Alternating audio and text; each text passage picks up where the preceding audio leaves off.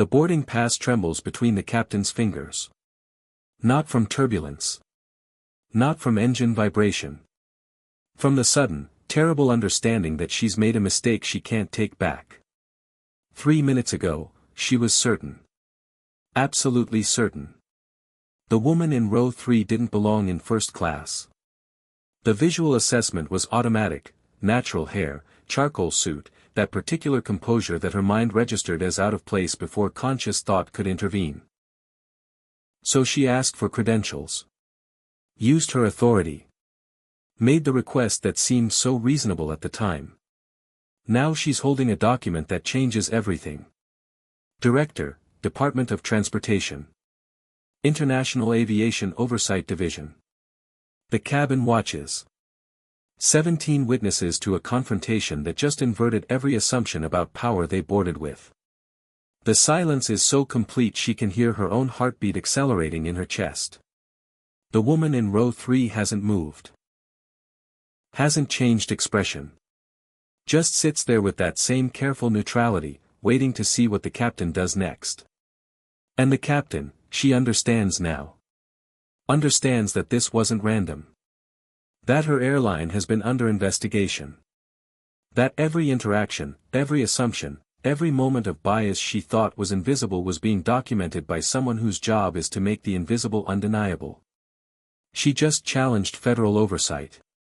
On camera, essentially. With witnesses. While conducting exactly the discriminatory practice the DOT is investigating.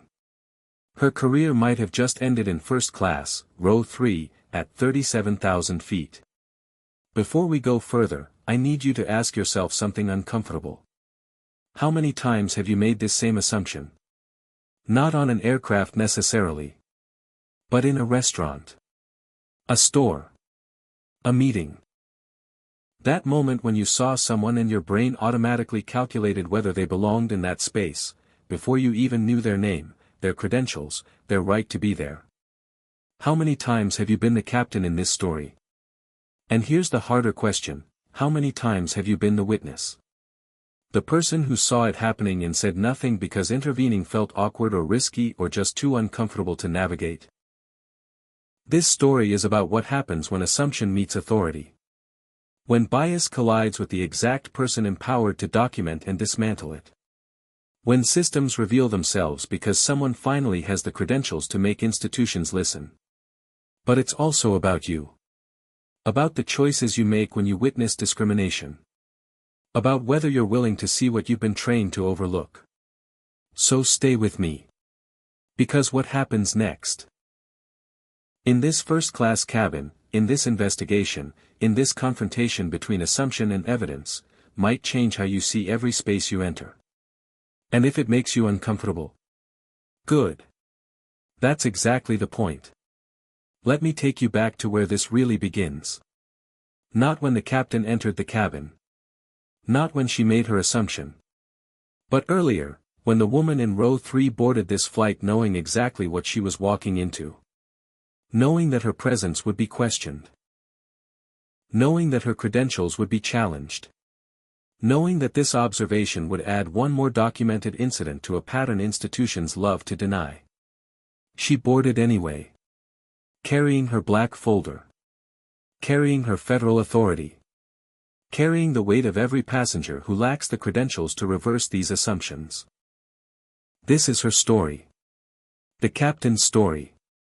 And yours, whether you recognize yourself in it yet or not. The woman boards during Zone 1 with the deliberate pace of someone who's perfected the choreography of first-class arrival. Not rushing, that suggests anxiety about belonging. Not dawdling, that invites attention. Just the measured efficiency of a frequent traveler who understands that confidence is performed through body language before anyone reads credentials. She's done this 47 times this year alone. Different airlines. Different routes. Same careful observation of how systems behave when they don't know they're being evaluated. The gate agent scanned her boarding pass without pausing. No double take at her name. No verification request. Just the routine beep that confirms what the system already knows: first class, row 3, aisle seat, properly ticketed. That smoothness won't last. It never does. She knows what's coming. Has studied the pattern across 6 months of investigation. This airline, this specific carrier, has accumulated 17 documented complaints. Passengers of color questioned about premium cabin seating. Always politely. Always using language that sounds procedural. Always creating exactly enough discomfort to make people wonder if they actually belong in spaces they've paid to occupy. 17 complaints. Across 18 months. Enough to trigger federal investigation. Enough to authorize her presence here, observing, documenting, building the case that transforms individual incidents into systemic evidence. The jetway smells like recycled air and industrial carpet. She walks its length toward the aircraft door where a flight attendant stands greeting passengers with practiced warmth. Welcome aboard. The woman's smile is automatic, professional. Her eyes do that quick scan. Outfit assessment, carry-on evaluation, the rapid calculation flight crew perform to categorize passengers before they've spoken a word. The scan hesitates. Just fractionally. Just long enough to register something the attendant's training hasn't fully prepared her to process. The woman in the charcoal suit notices. Always notices. Files the micro-expression in whatever mental catalog she maintains for moments like this. Thank you, she replies.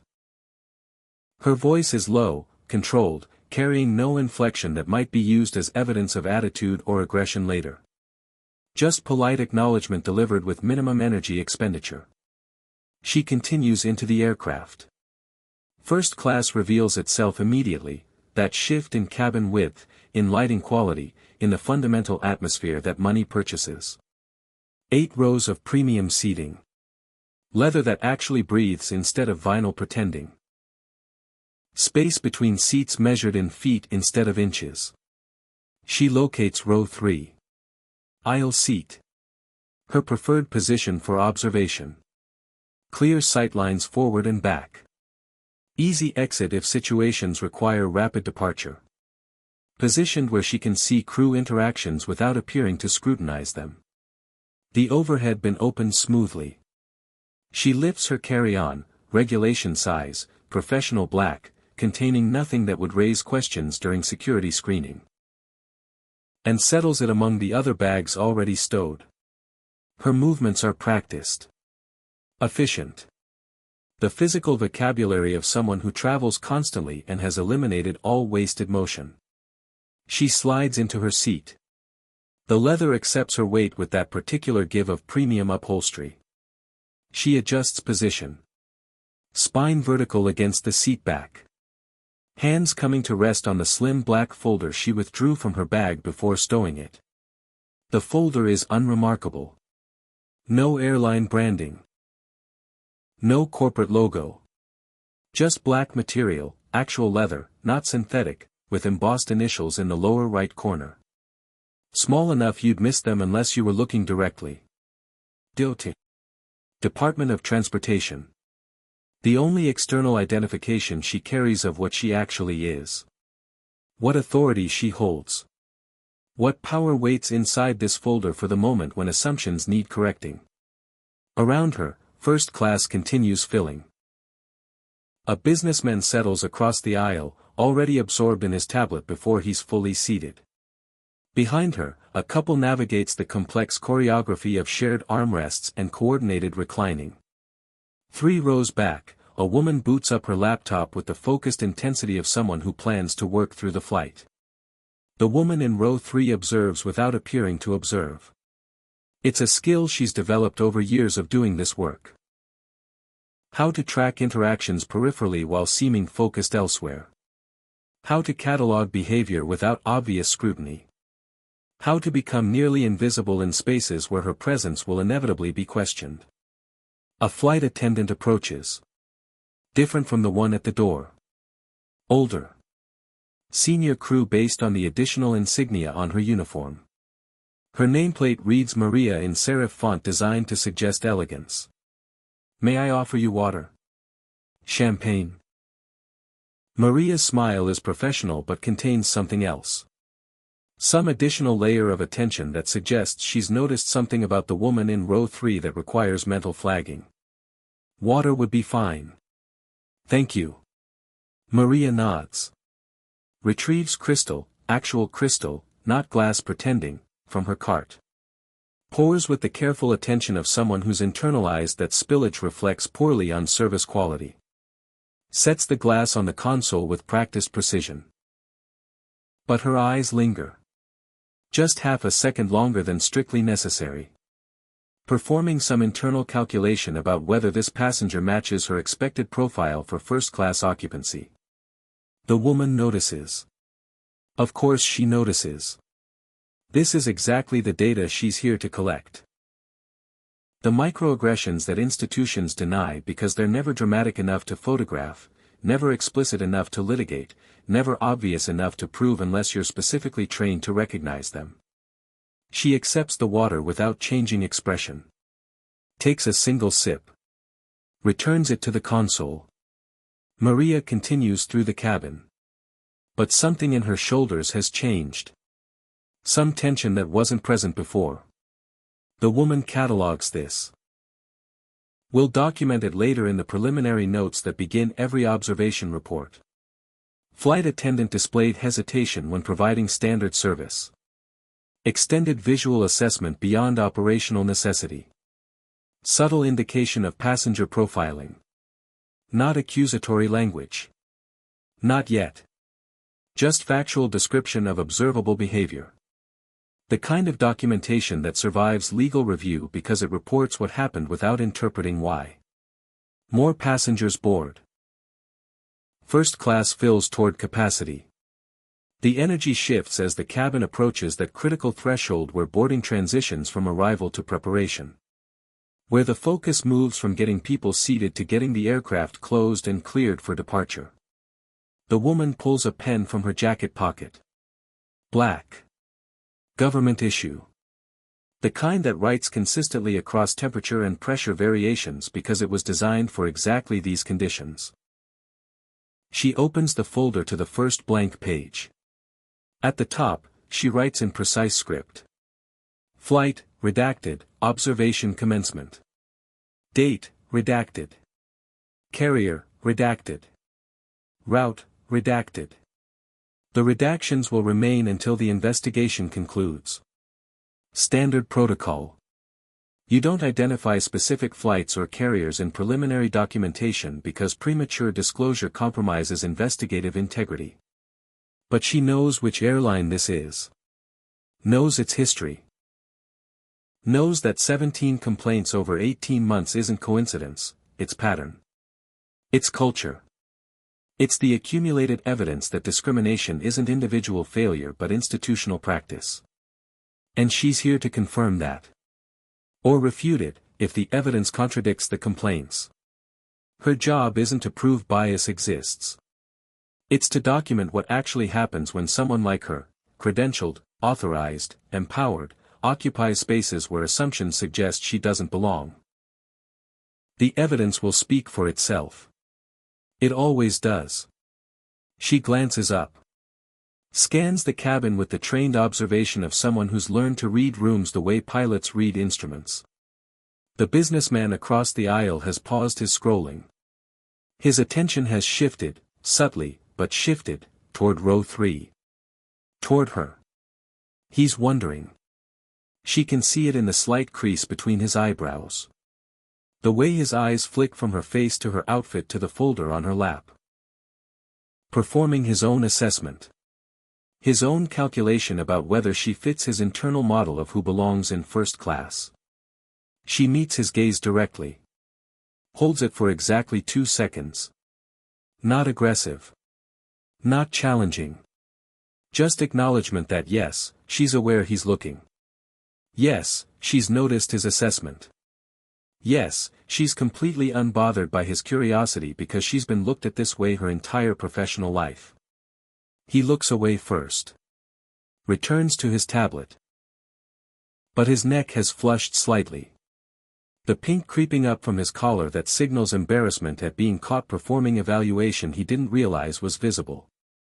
The woman returns to her documentation. Makes a note. Passenger 1A displayed observable assessment behavior. Visual profiling followed by apparent discomfort when recognition occurred. The aircraft door is still open. Late boarders trickling through with the harried energy of people who cut timing too close. The cabin crew moves with increasing efficiency. That shift from hospitality to procedure that marks the transition from boarding to departure preparation. And then, the cockpit door opens. The woman doesn't look up immediately. Doesn't need to. She can feel the shift in cabin atmosphere. That particular change that occurs when authority enters a space and everyone unconsciously adjusts to accommodate it. The captain has entered first class. The woman continues writing. Slow, deliberate script filling the page with observations that will later become evidence. She can feel attention converging. Can sense the captain's presence moving through the cabin. Can track her progress by the subtle shifts in passenger behavior as authority passes their row. The footsteps stop. Not at row 1. Not at row 2. At row 3. The woman finishes her sentence. Carefully caps her pen. Only then does she look up. The captain stands in the aisle. Young for the position, early 40s maybe. Uniform crisp with creases sharp enough to suggest military background or just exceptional attention to detail. For gold bars on her epaulets catching overhead light. Hair pulled back with the severe precision of someone who believes presentation matters. Her face carries that particular expression the woman has learned to recognize. Not quite suspicion. Not quite confusion. Just that specific calculation that happens when expectation encounters reality that doesn't match. Their eyes meet. The captain's jaw tightens fractionally. Some micro-adjustment that precedes speech. The woman waits. Knows what's coming. Has experienced variations of this moment enough times to recognize the pattern before it fully manifests. Excuse me, the captain says. Her tone is professional. Measured. But underneath where language does its real work, something else entirely. May I see your boarding pass? And there it is. The question that sounds procedural but functions as challenge. The request that seems reasonable but reveals assumption. The moment when belonging gets questioned based on nothing except visual assessment and unconscious bias. The woman doesn't react. Doesn't perform surprise or hurt or indignation. Just meets the captain's eyes with that same careful neutrality she's maintained since boarding. Of course, she says quietly. She reaches forward. Not into her purse, that would suggest she's scrambling, uncertain, caught off guard. Into the folder. The black folder with embossed initials that the captain hasn't noticed yet but will. Her fingers find the boarding pass. She withdraws it with deliberate care. Extends it upward without standing. Her movements contain no aggression. No defensiveness. Just compliance delivered with absolute composure. The captain accepts it. Her fingers brush the cardstock. She glances down. Reads. Her brow creases. And the woman in row 3. The director, the oversight authority, the person whose job is to document exactly these moments, she waits. Waits for assumption to collide with evidence. Waits for the captain to understand what mistake she's just made. Waits for the moment when power reveals itself and everything changes. The captain's eyes move across the boarding pass with mechanical efficiency. Name. Seat. Zone.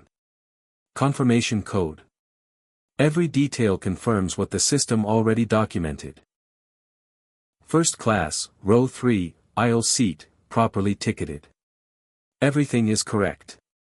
And yet, that crease between her eyebrows deepens. Not confusion exactly, the boarding pass contains no ambiguity. Something else. Some internal dissonance between what the documentation proves and what her initial assessment suggested. Around them, first class has gone quiet. Not obviously, passengers haven't stopped their activities, haven't turned to stare. But the quality of their attention has changed. 17 people suddenly aware that something is happening. Some interaction unfolding that violates the normal rhythm of pre-flight preparation. The businessman across the aisle has lowered his tablet completely. His hands rest motionless on his lap while his eyes track the interaction with focused attention. 2 rows back, a woman's fingers have frozen above her phone keyboard, message half composed, send button waiting for attention that won't come until this resolves. The captain looks up from the boarding pass. Not at the woman's face, not yet. At her appearance. Her natural hair. Her charcoal suit. The slim folder resting across her knees. Performing another assessment. Another calculation. The math isn't working out the way she expected. A senior flight attendant materializes at the captain's shoulder. Maria. The same one who served water earlier with that extended hesitation. Her tablet glows against her chest, screen angled so only she can read whatever information it displays. She leans in. Examines the boarding pass over the captain's shoulder. Her lips compress into a thin line. Her eyes flick from the cardstock to the seated woman, then back again, executing a triangulation that produces some conclusion passengers can't access. Something passes between the captain and Maria. Not words. Just a glance. Shared understanding of some protocol or procedure that's being activated now. The captain's shoulders straighten. Decision crystallizing behind her eyes. There appears to be a discrepancy, she announces. The word lands in first class like a stone dropped into still water. Ripples spreading outward even though the surface barely moves. Discrepancy. Technical. Neutral. The kind of language institutions use when they've decided something is wrong but haven't committed to naming what. The woman in row 3 waits. Her face reveals nothing. Not surprise, she knew this was coming. Not anger, that would be giving them ammunition. Not fear, she has none to give. Just that same careful neutrality that requires more discipline than emotion. This seat is designated for. The captain pauses. Recalibrates. You can see it happen. The sentence rewriting itself before emerging. The careful editing that occurs when you're aware of witnesses, aware of documentation, aware that words become permanent once spoken aloud. For specific passengers. The phrasing is deliberately vague. Corporate. The verbal equivalent of terms and conditions printed in 8-point font that no one reads until something breaks. Silence follows. Heavy with listening. The couple in row 2 has abandoned all pretense of settling in. Both sitting perfectly still, oriented forward, absorbing every syllable of a conversation they're not part of but suddenly can't ignore. 3 rows back, the journalist has opened a notes app on her phone. Her thumbs aren't moving yet, she's just watching, processing, preparing to document something she's not certain is story yet but suspects might be. The woman in the aisle seat doesn't move. Hasn't moved since handing over the boarding pass except for the slight rise and fall of breathing that continues regardless of circumstance. Her hands rest on the folder with deliberate stillness. She asks one question. Just one. Before I do that, her voice carries that same low register, that same controlled calm. No elevation. No emotion leaking through despite how much this moment costs. May I ask on what basis you believe I'm incorrectly seated? The question is surgical. Not defensive, that would validate the challenge. Not aggressive, that would give them cause to claim difficult passenger. Just precise. The kind of inquiry that seems simple but functions like a scalpel finding something vital. The captain's breathing changes. Barely perceptible. Just enough that Maria, standing beside her, notices and glances sideways. There are protocols, the captain replies. Too fast. The answer arrives before the question fully settles. Defensive before defense was required. She recognizes this half a second after the words leave her mouth. Something tightens in her jaw. And I'm responsible for compliance. The addition attempts recovery. Tries to reframe this as duty rather than assumption. To position herself as executor of systems rather than architect of humiliation. It doesn't work. Because everyone listening understands the subtext. Understands what's really being said beneath the procedural language. Understands that compliance in this context means ensuring certain people don't occupy certain spaces. That protocols is code for gatekeeping dressed as policy. The woman in row 3 nods slowly. Just acknowledgement. No agreement, but acknowledgement. Of course, she says. 2 words that carry no sarcasm but land with devastating neutrality.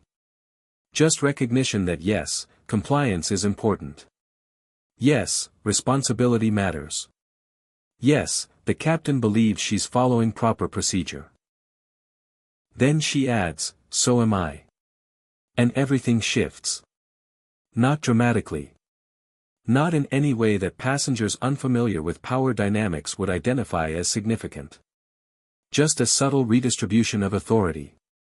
A quiet assertion that the woman seated below isn't just subject to protocols, she enforces them. The captain's eyes narrow fractionally. Some internal alarm beginning to sound. Some recognition that this conversation isn't following expected trajectories. That she's navigating waters deeper than she initially mapped. Her gaze drops to the folder. Really seeing it for the first time. No branding.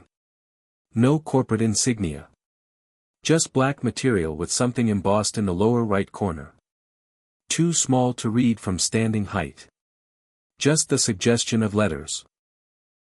The folder sits on the woman's lap with weight that seems disproportionate to its physical dimensions. I'll need you to move to your assigned section, the captain says. Pushing forward despite growing uncertainty. Committed now to the course she started. First class is reserved. Reserved. Another word doing heavy lifting. Reserved for whom? Based on what criteria? The boarding pass already confirmed proper seating.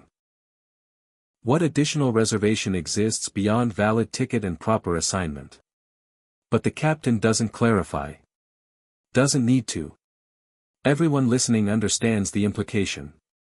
The silence that follows is not empty. It's crowded with 17 different versions of listening. With awareness spreading through first class like slowly warming water. With the collective recognition that they're all witnesses now to something that will need naming later. The woman's hands move to the folder. Not abruptly. Not with drama. Just with intention. She opens the cover. The motion carries the practiced quality of someone who's done this before. Who's revealed credentials in situations that required them. Who understands that authority sometimes needs assistance recognizing itself. Inside, documents rest in perfect alignment. The top sheet is visible now. White paper, official formatting, text too distant for passengers to read but close enough for the captain to see this is not passenger paperwork. Not booking confirmation. Not itinerary. Not anything the captain expected. The woman slides one document forward. Separates it from the others with precision that suggests legal training or just exceptional attention to detail. Extends it upward the same way she extended the boarding pass. Offering evidence. Providing proof. Answering the implicit question about whether she belongs. The captain takes it automatically. Hand extending before brain authorizes the movement. The kind of compliance drilled through 10,000 hours of following checklists and accepting documents and trusting that systems provide accurate information. Her eyes drop to the page. Move once across the header. Then again, slower, as if the first pass couldn't possibly have conveyed what she thought it conveyed. Her face does something complicated. multiple micro-expressions attempting to surface simultaneously. Surprise. Confusion. Something that might be fear if she allowed herself to feel it consciously. Behind her, Maria leans closer, reading over the captain's shoulder without permission. Her tablet nearly slips from her hands.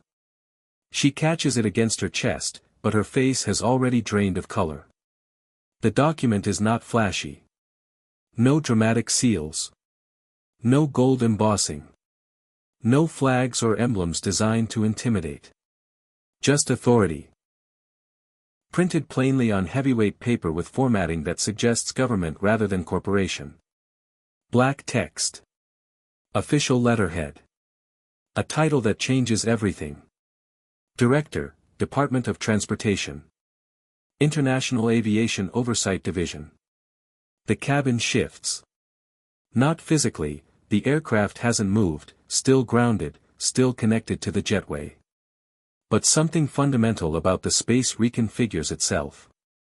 As if gravity adjusted slightly. As if the rules governing who has power and who receives it just rewrote themselves in real time. As if assumption collided with evidence and shattered into fragments that will take months to sweep up. The captain's hand trembles. Just slightly. Just enough that the paper quivers between her fingers. Just enough that everyone watching recognizes something significant is happening even if they don't understand what. She looks up. Her eyes find the woman's face. Not as a passenger this time. Not as someone who needs to be verified and challenged and moved to appropriate sections. As an equal. As a superior.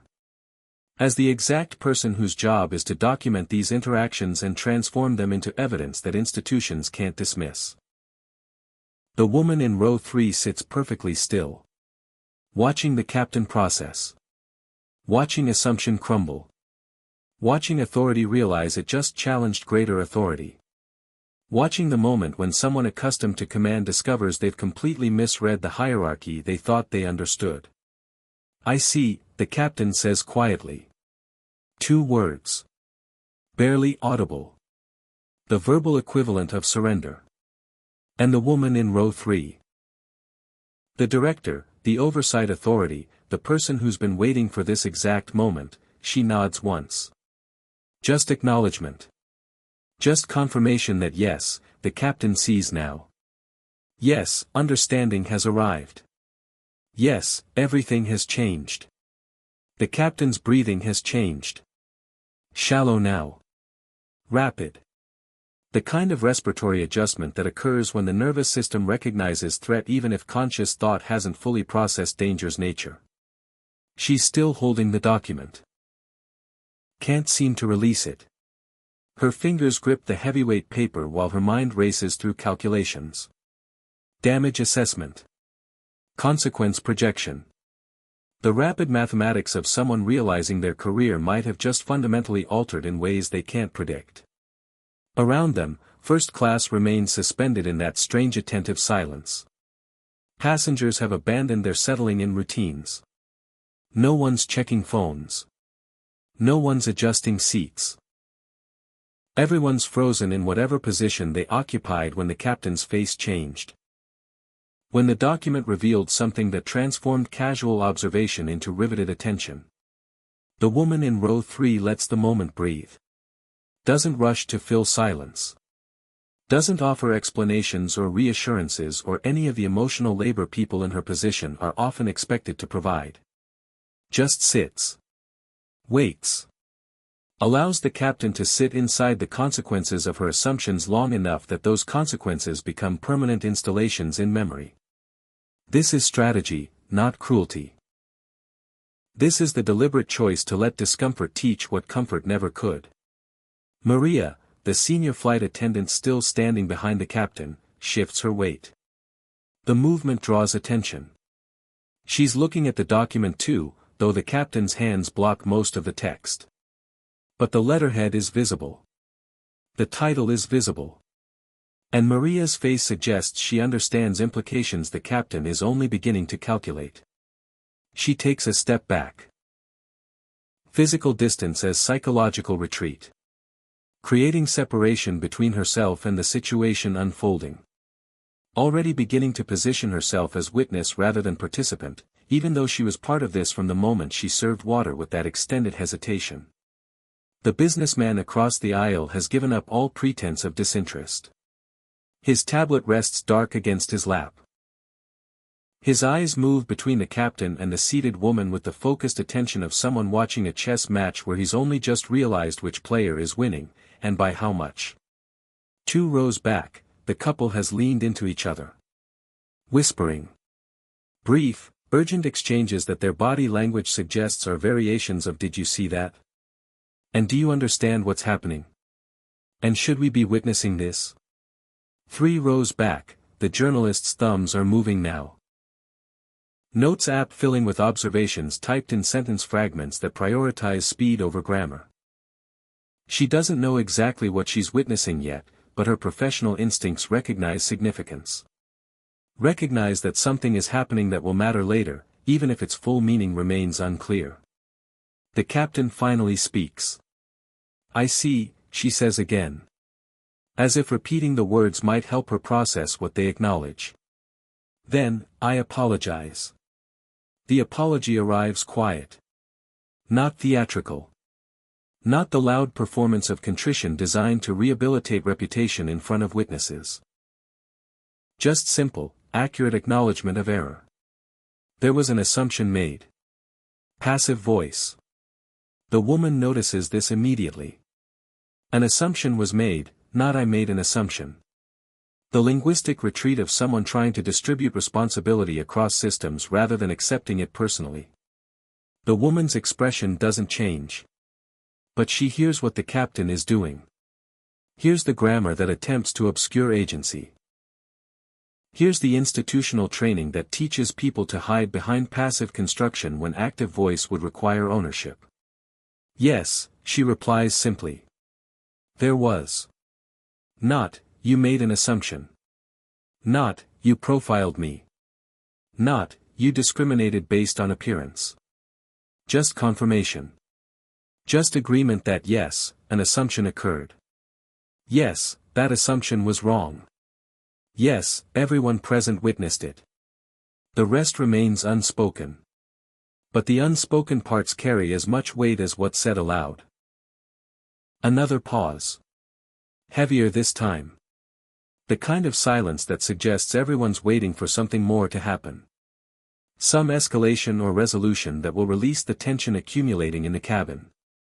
The captain extends the document downward. Both hands now. The gesture suggests respect she didn't offer during the initial interaction. Recognition that she's returning something important. Something that carries authority she challenged without understanding what she was challenging. The woman accepts it without ceremony. Slides it back into the folder with the same practiced precision she used to retrieve it. Closes the cover. Returns the folder to her lap. The transaction complete. "You are, of course, seated correctly," the captain adds. As if this needed stating. As if the document didn't already prove what the boarding pass confirmed. As if saying it aloud might somehow repair what the challenge broke.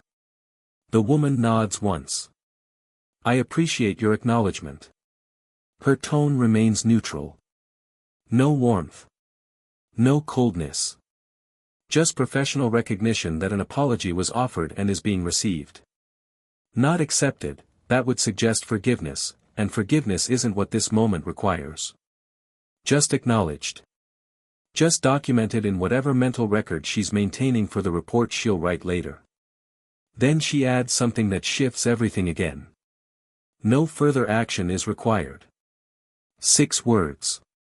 Delivered with the same controlled calm that's characterized everything she's said. But they function as more than statement. They function as decision. As judgment. As the exercise of authority the captain didn't realize she'd challenged until this exact moment. The woman in row 3 is telling the captain what happens next. Is determining consequence. Is choosing, actively choosing, not to escalate this into the kind of formal complaint that would ground this flight, delay 200 passengers, summon airport security, and trigger immediate investigation. She's choosing restraint. And somehow that makes it worse. Because it means she's experienced this enough to have developed strategic responses.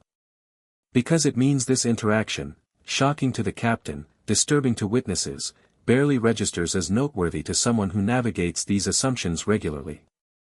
Because it means the system is working exactly as designed, even when people like the captain believe they're not part of the problem. The captain nods. Sharp. Precise. The abbreviated gesture that concludes briefings and terminates conversations that have reached their endpoint. She's being dismissed. Recognizes it. Accepts it because what choice does she have? She turns. The movement carries military precision even now.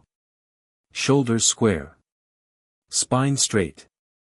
Every inch of her posture attempting to project authority she's just been forced to recognize she doesn't actually hold in this specific dynamic. She walks toward the cockpit. Not quickly, that would suggest retreat. Not slowly, that would suggest lingering uncertainty. Just purposefully.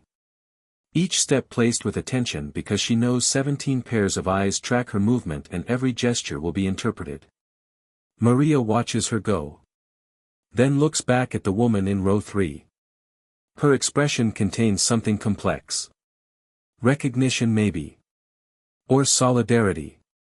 Or just acknowledgement that they're both professionals operating within systems larger than themselves. That mistakes happen. That consequences follow. The woman meets her eyes briefly. Nods once. The gesture contains no accusation.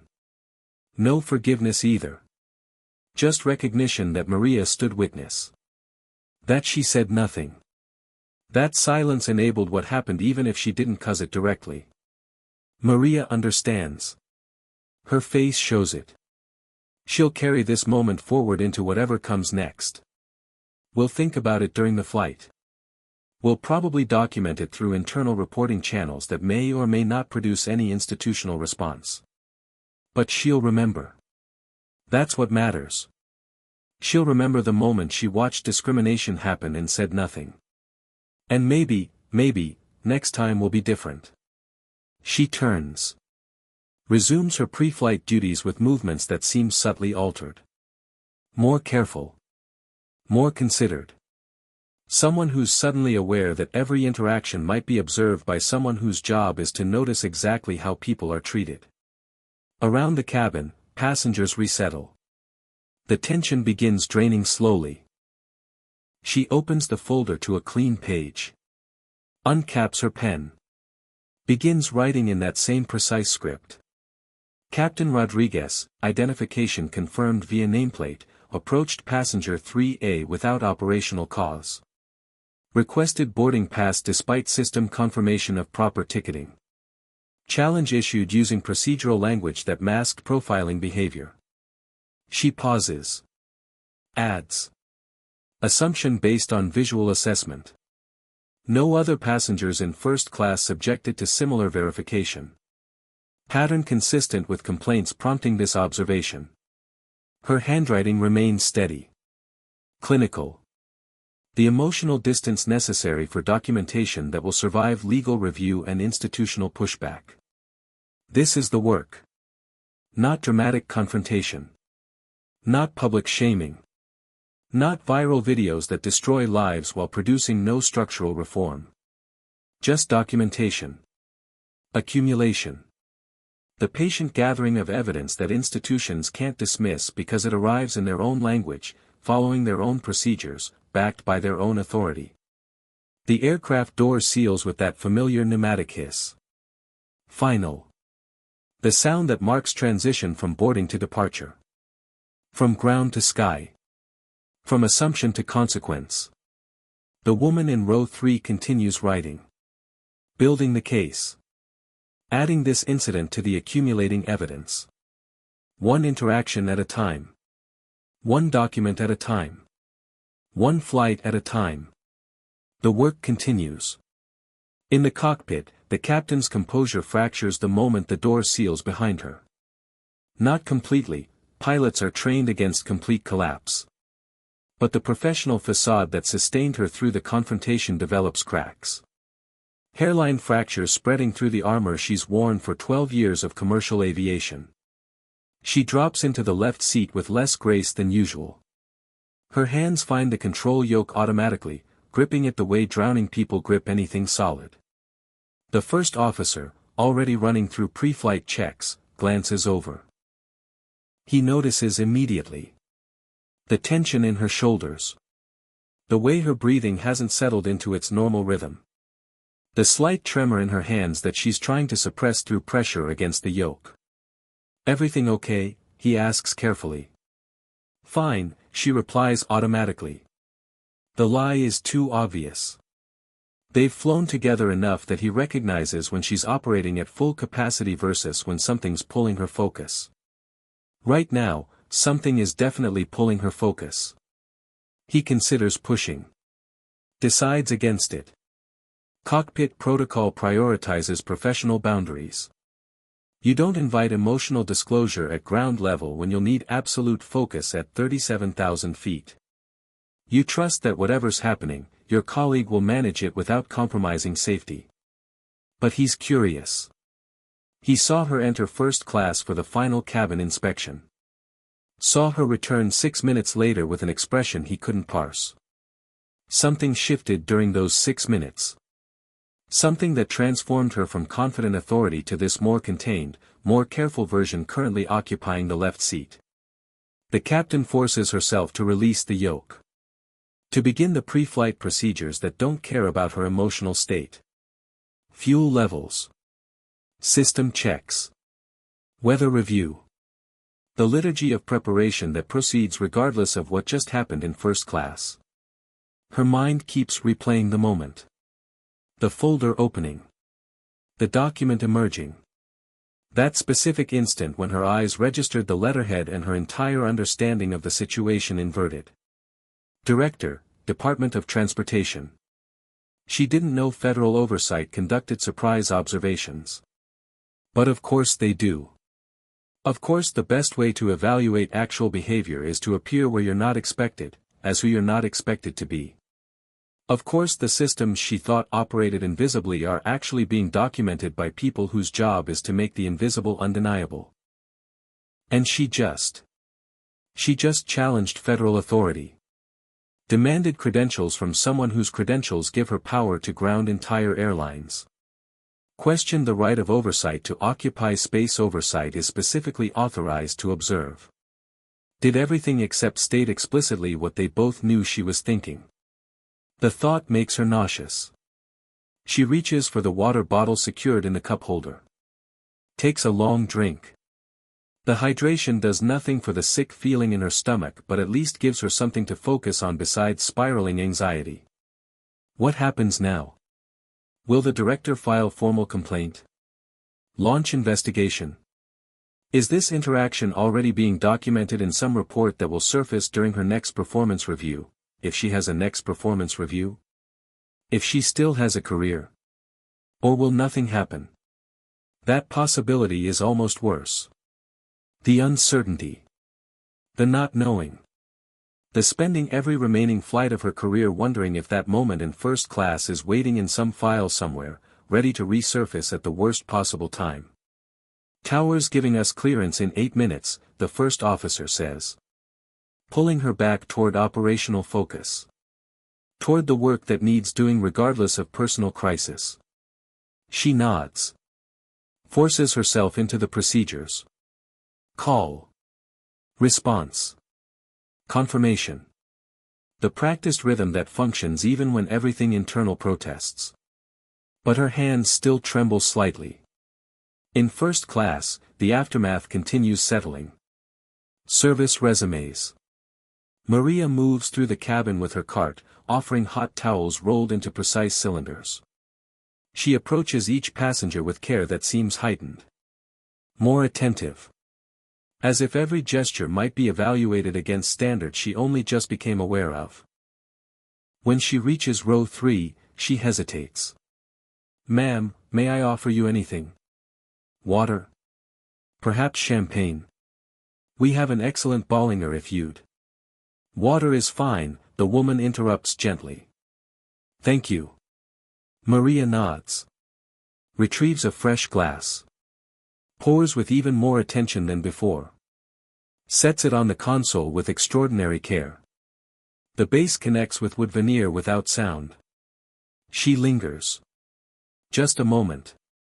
As if there's something she wants to say but can't find words for. Some apology or acknowledgement or explanation that grammar doesn't support. The woman looks up. Meets her eyes. Offers the smallest nod. Just recognition. Just acknowledgement that Maria witnessed something. That witnessing carries its own weight. That being present during discrimination without intervening isn't the same as causing it, but isn't entirely separate either. Maria understands. Retreats. But something in her posture has changed. Some internal decision made. She'll document this through internal channels. We'll file the kind of report that probably goes nowhere but at least creates paper trail. At least adds her voice to whatever record exists of this incident. It won't change what happened. But it might contribute to pattern recognition. Might be one more data point that helps institutional denial become slightly harder. Across the aisle, the businessman finally surrenders to curiosity. He's been watching peripherally for 7 minutes now, pretending focus on his tablet while his attention remained locked on row 3. He leans slightly into the aisle. Not far, just enough to establish potential conversational proximity. "Excuse me," he says. His accent places him somewhere in the American Midwest. "I couldn't help but notice," he pauses. Recalibrates. That seemed like an unusual situation. The woman turns her head. Regards him with an expression that reveals nothing except polite acknowledgement that he's spoken. She doesn't encourage continuation. Doesn't discourage it either.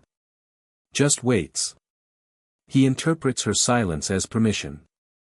"I'm just curious," he continues, lowering his voice as if discretion retroactively applies. "Was that, did she really just?" He can't complete the question. Can't find language that names what happened without naming what happened. Without saying the words racial profiling or discrimination or bias, the vocabulary that organizational culture has trained him to avoid in professional spaces. The woman helps him not at all. "The captain was ensuring passenger compliance," she says. Her voice remains neutral. Standard procedure. The phrasing is deliberately ambiguous. It could mean yes, exactly what you think happened. It could mean you're misinterpreting the situation. It could mean I'm not going to do the work of explaining discrimination to you while I'm trying to rest. Probably all three simultaneously. The businessman nods slowly. Right. Of course. Standard procedure. But his expression suggests he's replaying the interaction through different lens now. Considering what he witnessed through frameworks he usually doesn't apply. The work of recognition happening in real time. He returns to his tablet. But he doesn't actually resume whatever he was doing. Just stares at the screen while his mind processes. 3 rows back, the journalist has opened a new document on her laptop. She's drafting something. Not a full article, too many gaps, too much she can't confirm yet. But a query to her editor. A pitch for potential investigation. Subject, possible discrimination incident on flight, redacted. Witnessed interaction between captain and black passenger in first class. Passenger questioned about seating despite valid boarding pass. Situation resolved when passenger produced what appeared to be federal credentials. Strong indication of profiling. Worth following up. She hesitates before hitting send. Considers the ethics. Is this newsworthy? Or is she potentially compromising an ongoing investigation? Is the passenger's identity something that should be protected? Or is her presence on this flight already public information by virtue of her government position?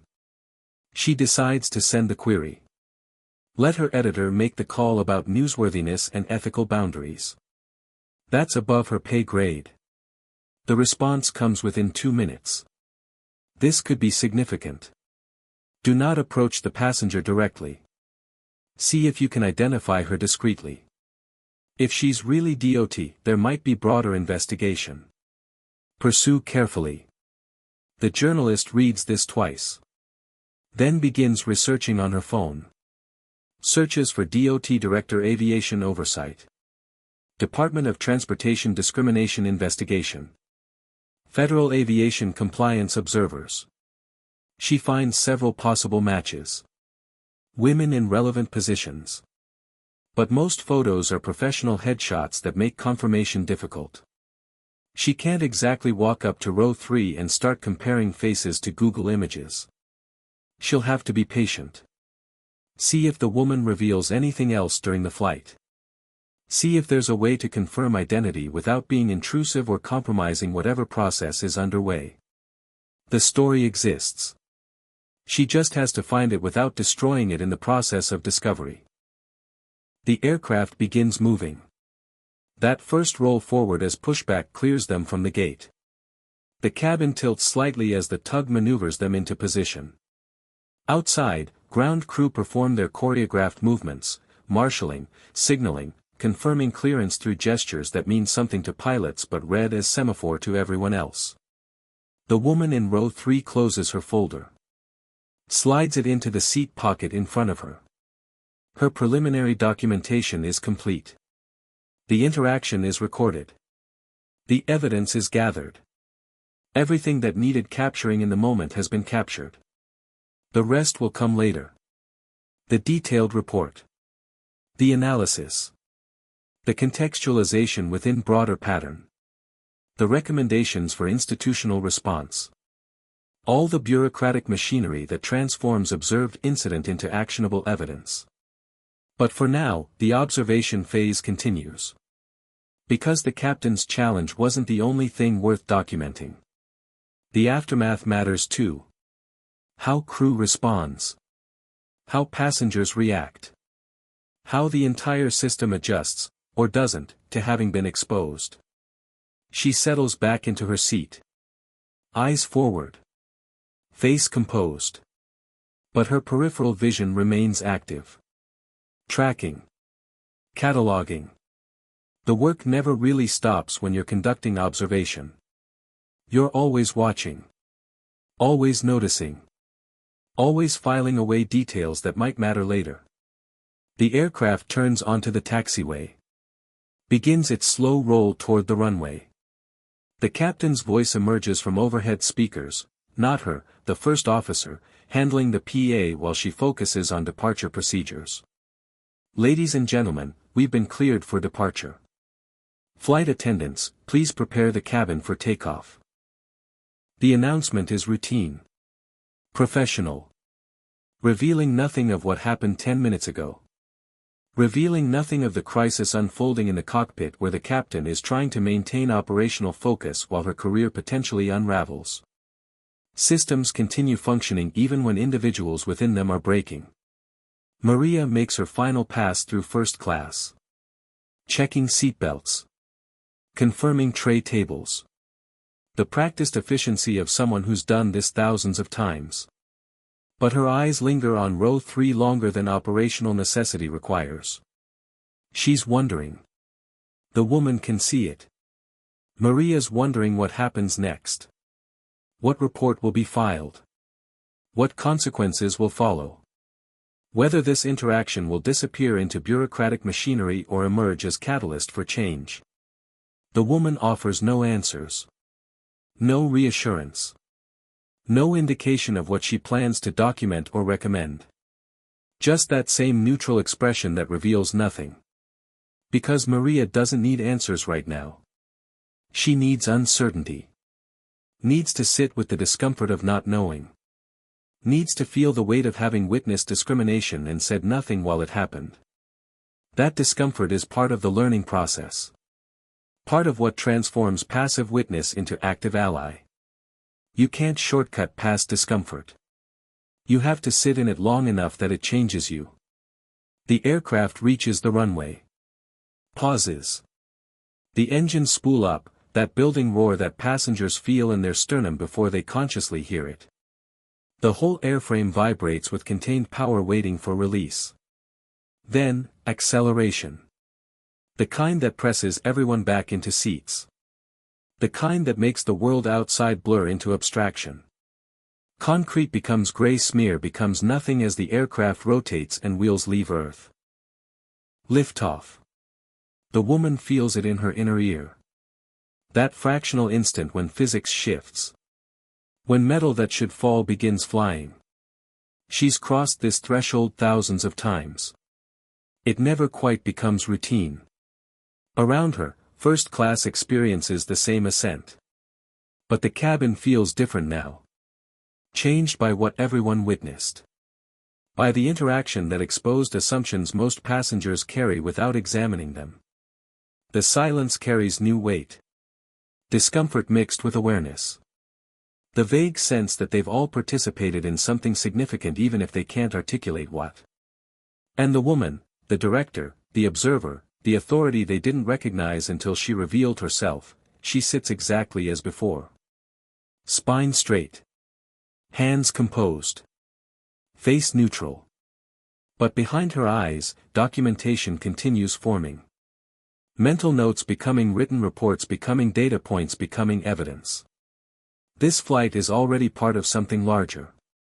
This interaction is already contributing to pattern analysis. This moment, uncomfortable, revealing, exposing, is already working its way through systems that will eventually produce consequence. Not immediately. Not dramatically. But inevitably. Because that's how institutional change happens. Not through single incidents but through accumulation. Not through individual confrontations but through documented pattern. Not through punishment but through evidence that becomes undeniable. The work continues. 37,000 feet above an ocean that cares nothing for human hierarchies or assumptions or the small dramas unfolding in metal cylinders crossing its surface. The work continues. Always continues. Because someone has to do it. Liftoff. The woman feels it in her inner ear. That fractional instant when physics shifts. When metal that should fall begins flying. She's crossed this threshold thousands of times. It never quite becomes routine. Around her, first class experiences the same ascent. But the cabin feels different now. Changed by what everyone witnessed. By the interaction that exposed assumptions most passengers carry without examining them. The silence carries new weight. Discomfort mixed with awareness. The vague sense that they've all participated in something significant even if they can't articulate what. And the woman, the director, the observer, the authority they didn't recognize until she revealed herself, she sits exactly as before. Spine straight. Hands composed. Face neutral. But behind her eyes, documentation continues forming. Mental notes becoming written reports, becoming data points, becoming evidence. This flight is already part of something larger. This interaction is already contributing to pattern analysis. This moment, uncomfortable, revealing, exposing, is already working its way through systems that will eventually produce consequence. Not immediately. Not dramatically. But inevitably. Because that's how institutional change happens.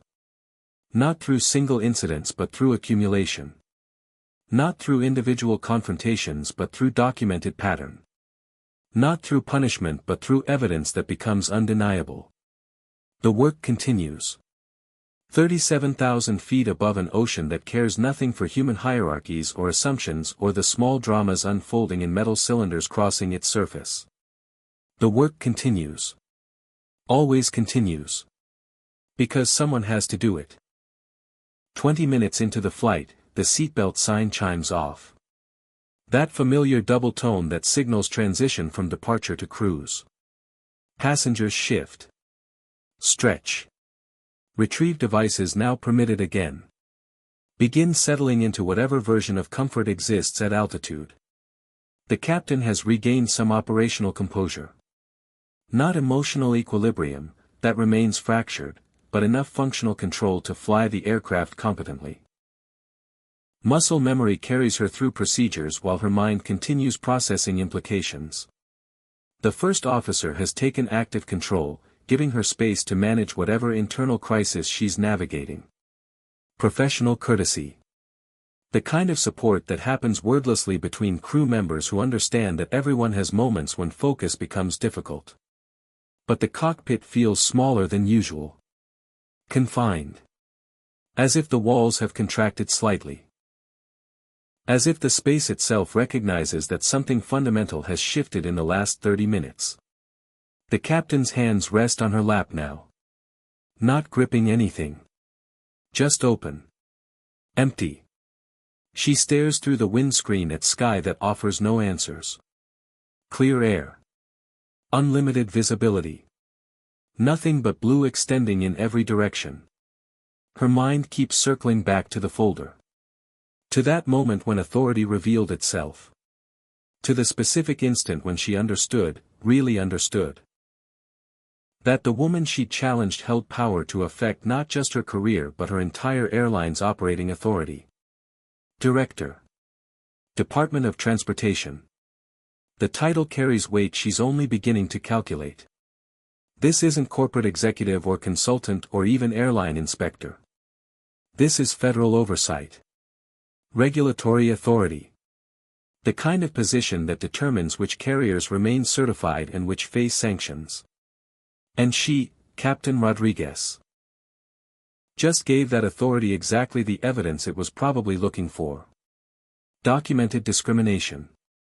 Profiling caught in real time. The kind of incident that transforms investigation from inquiry into action. She closes her eyes briefly. Opens them. The instruments haven't changed. The aircraft continues flying itself through empty sky. Everything functions normally. Except nothing is normal anymore. In first class, the woman opens her folder again. Not to the preliminary notes from earlier. To a different section. More detailed. More technical. This part references specific federal regulations. Compliance requirements. The legal framework that transforms observation into actionable evidence. She writes at the top of a clean page. Flight, redacted, pattern confirmation documentation. Then begins listing specific elements. Crew member initiated challenge based on visual assessment. No operational cause for credential verification. Other passengers not subjected to similar scrutiny. Language use suggested procedural basis despite discriminatory motivation. Senior crew member participated through proximity and silence. Passenger witnesses displayed awareness of discriminatory nature. She pauses. Her pen hovers over the page. Then she adds one more line that changes the entire context. Incident consistent with 17 previous complaints spanning 18 months. Pattern confirmed through direct observation. Recommend formal compliance review and certification evaluation. She sits back. Regards what she's written with an expression that reveals nothing except careful consideration. Because here's what Captain Rodriguez doesn't understand yet. What none of the crew understands. What even the passengers who witnessed everything don't fully grasp. This wasn't random. This wasn't coincidence. This wasn't just unfortunate timing that put a federal director on a flight where discrimination happened to occur. This was targeted observation. The airline, this specific carrier, has been under investigation for 6 months. Quietly. Without public disclosure. Without any indication to personnel that their behavior was being scrutinized. 17 separate complaints. All following similar patterns. Passengers of color questioned about premium cabin seating. Always politely. Always using procedural language. Always creating just enough discomfort to make people wonder if they actually belonged in spaces they'd paid to occupy. 17 complaints weren't enough individually. Each one could be dismissed. Misunderstanding. Miscommunication. Isolated incident involving one crew member having a bad day. But 17 complaints across 18 months, across multiple routes and crew combinations, start forming pattern. Start suggesting institutional culture rather than individual failure. Start justifying federal investigation. That's why she's here. That's why this flight. That's why she boarded knowing, absolutely knowing, that her presence would likely be questioned. That assumptions would be made. That she'd have opportunity to document exactly the behavior 17 previous passengers complained about. And Captain Rodriguez delivered. Perfectly. Provided exactly the evidence needed to transform investigation from inquiry into formal proceedings. The woman retrieves her encrypted phone. Composes a message to her supervisor. The text is clinical. Professional. Stripped of any emotion that might compromise its evidentiary value. Flight observation complete. Initial challenge occurred as anticipated. Captain questioned seating based on visual assessment. Resolved upon credential presentation. Senior crew member present but non-intervening. Multiple passenger witnesses. Pattern confirmation achieved. Recommend proceeding to formal review phase. She reads it twice before sending. Confirms accuracy. Confirms appropriate professional distance. Confirms nothing in the language could be interpreted as personal vendetta or individual targeting. This isn't about punishing Captain Rodriguez. This is about documenting that 17 complaints weren't fabrications or exaggerations. That the pattern is real. That the airline's institutional culture enables discrimination despite policies claiming otherwise. She hits send. The message travels invisibly through satellite networks to servers to a screen in Washington, D.C. where someone is waiting for exactly this confirmation. Where legal teams are already drafting notices. Where administrators are preparing the formal communications that will transform quiet investigation into official proceedings. The response arrives within 90 seconds. Confirmation received. Excellent documentation. Legal initiating formal notification to carrier upon landing. Proceed to secondary observation phase, crew behavior post-incident. Media protocols in effect, no comment to inquiries. Full debrief scheduled 48 hours post-flight. The woman reads this. Exhales slowly. Then closes the phone and returns it to her pocket. Secondary observation phase means her work isn't finished. Means she needs to continue documenting. Not just the initial incident but how the system responds afterward.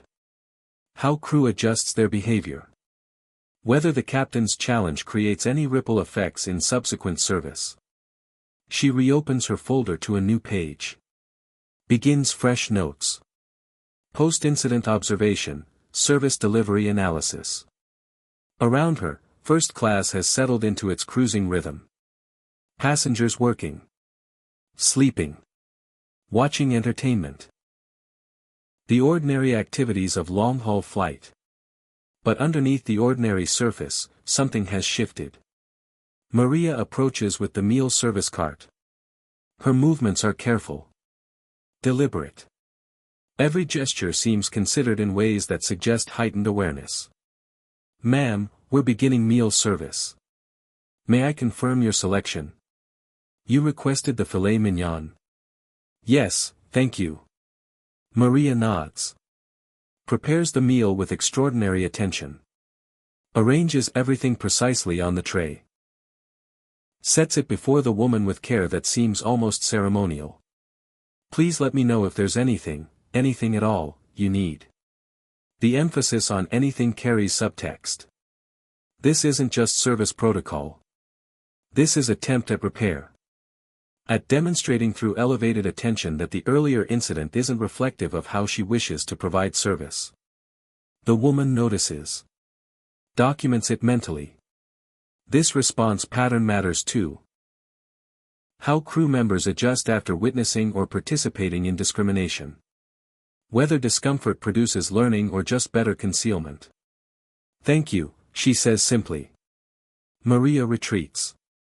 But continues providing service throughout first class with that same heightened care.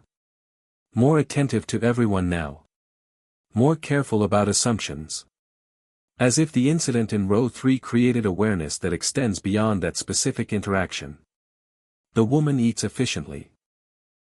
Not because the food deserves rushing, it's actually well prepared, as first-class meals go. But because eating isn't her purpose here. Observation is. Documentation is.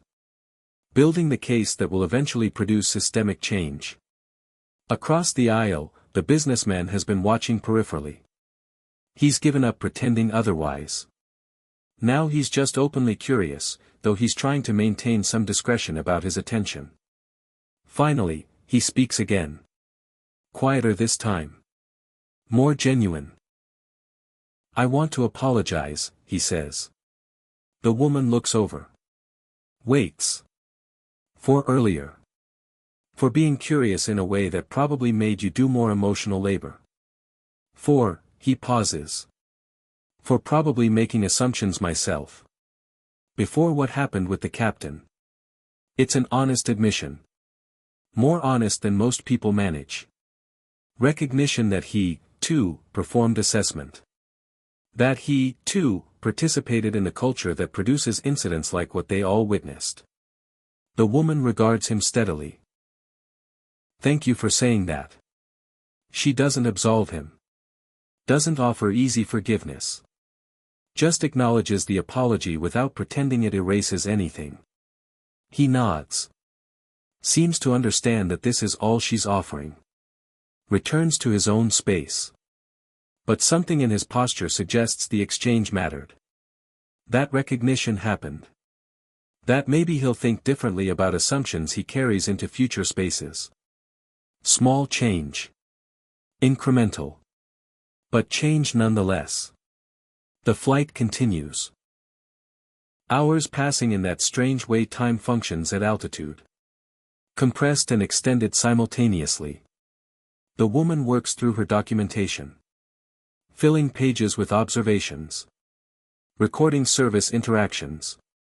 Tracking whether crew behavior shows lasting adjustment or just temporary heightening that will fade once they believe they're not being watched. 3 hours into the flight, her phone vibrates. Another message. This one from legal. Carrier notification drafted. Will be delivered to executive team upon confirmed landing. Expect immediate media interest. Your identity remains protected under oversight protocols. No interviews. Direct all inquiries to press office. She reads this without surprise. Of course there will be media interest. Federal investigation of major airline for discrimination always generates coverage. The question is whether coverage produces actual change or just temporary scrutiny that fades once the news cycle moves on. That's why documentation matters. Why evidence matters. Why her role exists.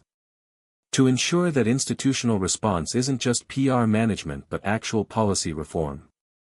She returns the phone to her pocket. Returns to her documentation. The work continues. Because someone has to do it. Someone has to sit in these spaces and absorb these assumptions and document these patterns. Someone has to transform individual incidents into systemic evidence. She's chosen to be that someone. Accepted the burden and the loneliness and the constant navigation of spaces that question her right to occupy them. Because the alternative, silence, allows discrimination to continue unchallenged. Allows institutions to deny pattern. Allows individual incidents to be dismissed as misunderstanding rather than recognized as symptom of larger failure. The aircraft flies on through empty sky. Carrying passengers toward destinations. Carrying evidence toward consequence. Carrying the seeds of change that may take years to fully manifest. But the work continues. Always continues. One flight at a time. One document at a time. One pattern at a time. Building the case that institutions can't dismiss forever. For hours into the flight, the cabin has settled into that deep quiet that characterizes long-haul cruising. Most passengers sleep. Some work with the focused intensity of people trying to maximize productivity during captive hours. A few watch movies with headphones that block everything except the worlds flickering across their screens. The captain has finally released some of the tension that's held her rigid since departure. Not because the crisis has passed, it hasn't, but because sustained cortisol elevation becomes physically impossible. The body eventually demands rest even when the mind protests. She's been running calculations. Damage projections. Trying to map what happens when they land. What notifications her airline receives. What investigations launch. What consequences arrive for her personally and institutionally. The mathematics don't work in her favor.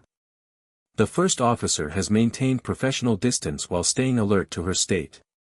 He's noticed the way she checks her phone during allowed intervals. The way her eyes track toward the cabin door as if considering what's happening behind it. The way her breathing still hasn't fully normalized. Want to talk about it? He asks finally.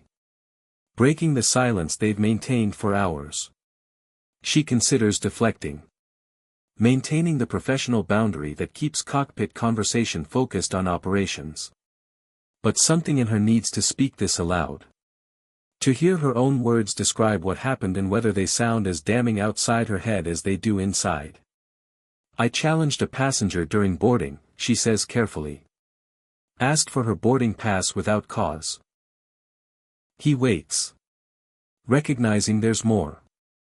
She was black. First class. And she stops. Swallows. I assumed she didn't belong there. The words land heavily in the confined space. Confession. Admission. The kind of truth that can't be unsaid once it's spoken aloud. The first officer processes this. What happened? She's a DOT director. Federal oversight. International aviation compliance. The captain's voice carries an edge now. Not quite bitterness. Something closer to self-directed anger. She's probably here investigating exactly the kind of discrimination I just demonstrated. Shit, he says quietly. Yeah. They sit with that for a moment. The aircraft continues flying. The instruments continue displaying parameters within normal ranges. Everything functions exactly as designed while inside the cockpit, a career potentially unravels. What are you going to do? He asks. I apologized, she replies. In the moment. As soon as I understood. She pauses. But I don't know if that matters. I don't know if apology means anything when you've already provided exactly the evidence someone's looking for. Your career isn't ending, he says.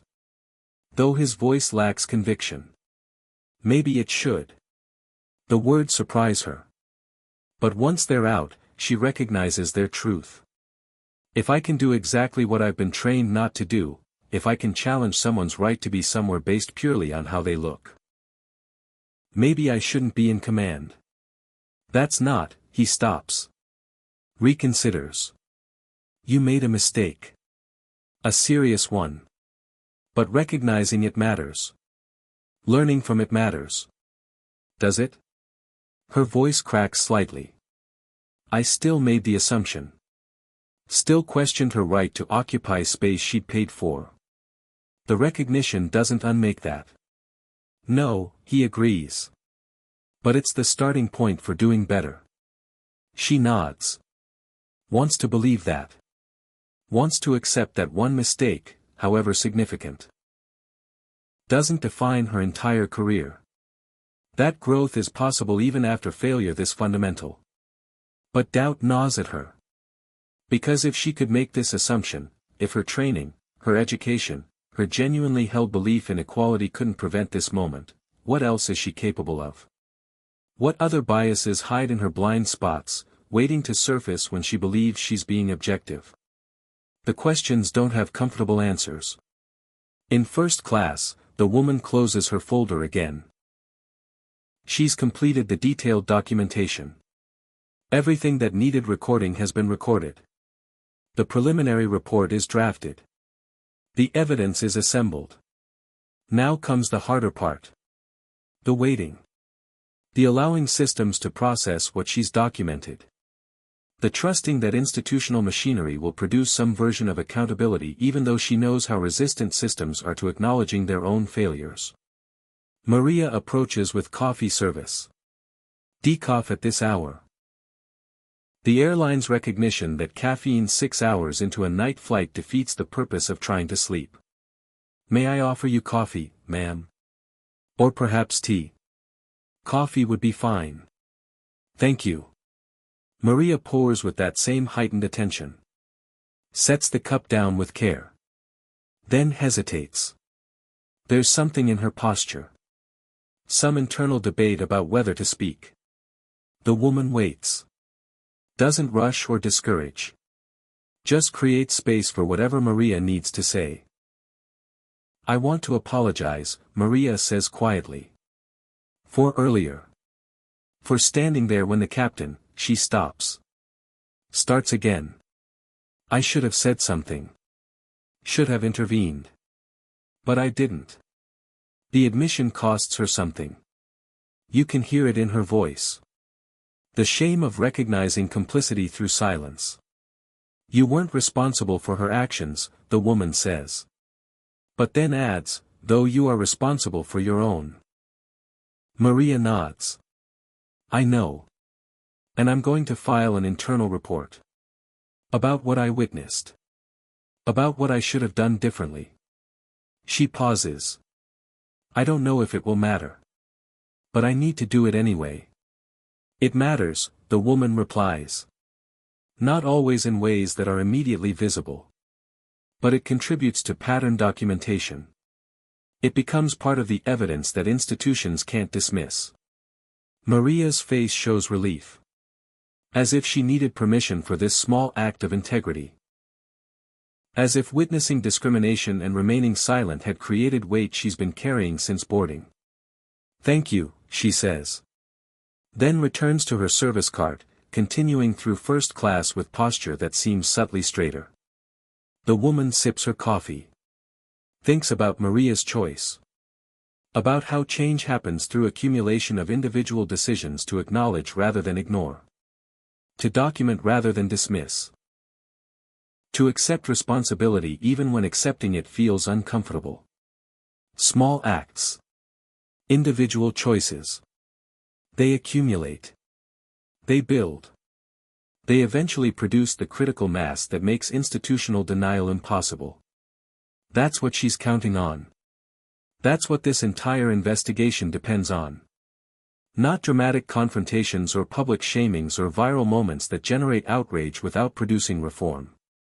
Just the patient accumulation of documented truth. Across the aisle, the businessman has been watching this interaction. Not obviously, he's learned some discretion over the last 4 hours.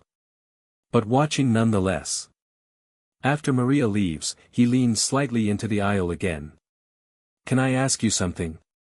His voice is careful. Genuine rather than curious. The woman nods permission. How do you, he struggles for words. How do you keep doing this? Putting yourself in situations where you know you'll be questioned. Where you know assumptions will be made. It's an honest question. More honest than most people ask. Recognition that what she does, this constant navigation of spaces that challenge her right to occupy them, requires something beyond professional duty. She considers her response carefully. Because someone has to, she says finally. Because if people like me, people with credentials that can reverse these assumptions, don't document what happens, then passengers without those credentials continue experiencing it without recourse. Without anyone believing them. Without any path toward change. He nods slowly. Processing. But doesn't it, he stops. Restarts. Doesn't it cost you something? Having to constantly prove you belong? Yes, she replies simply.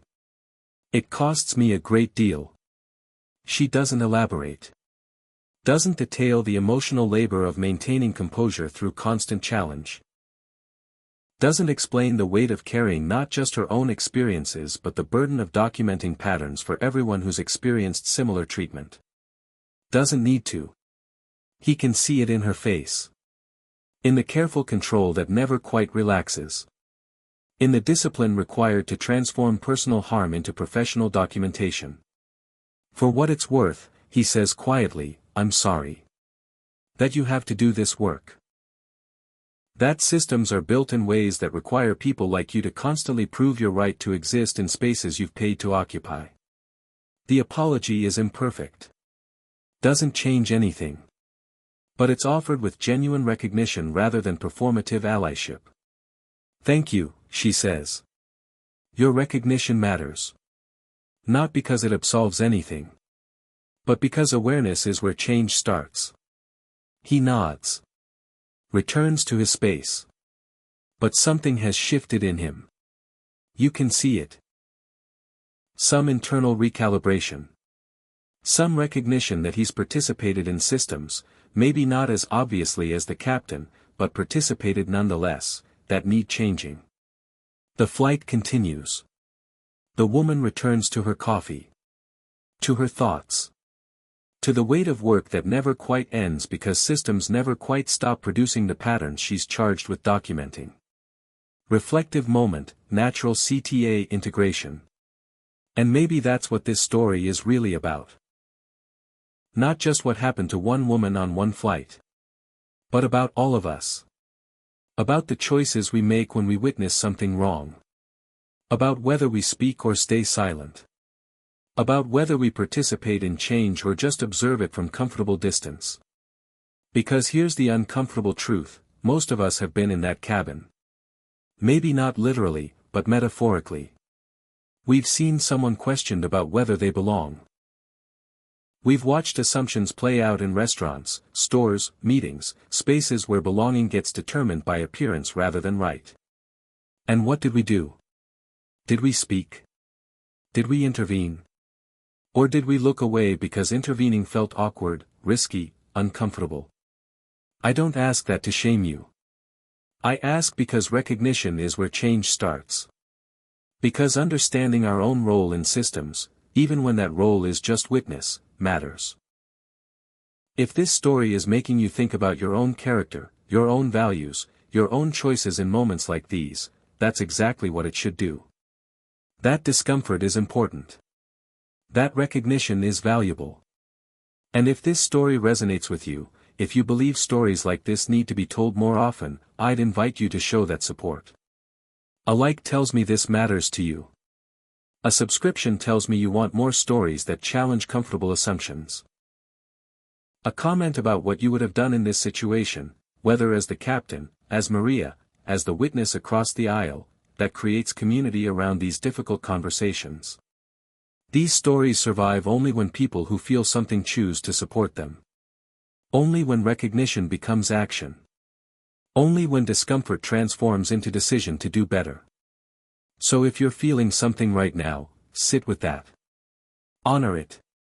And if you're moved to support this work, I'll be grateful. Because the work continues. The story continues. And your engagement helps ensure these conversations keep happening. The aircraft begins its gradual descent. Not yet visible to passengers, but the subtle shift in engine pitch that experienced travelers recognize. The first indication that this journey approaches its end. In the cockpit, the captain receives clearance updates from air traffic control.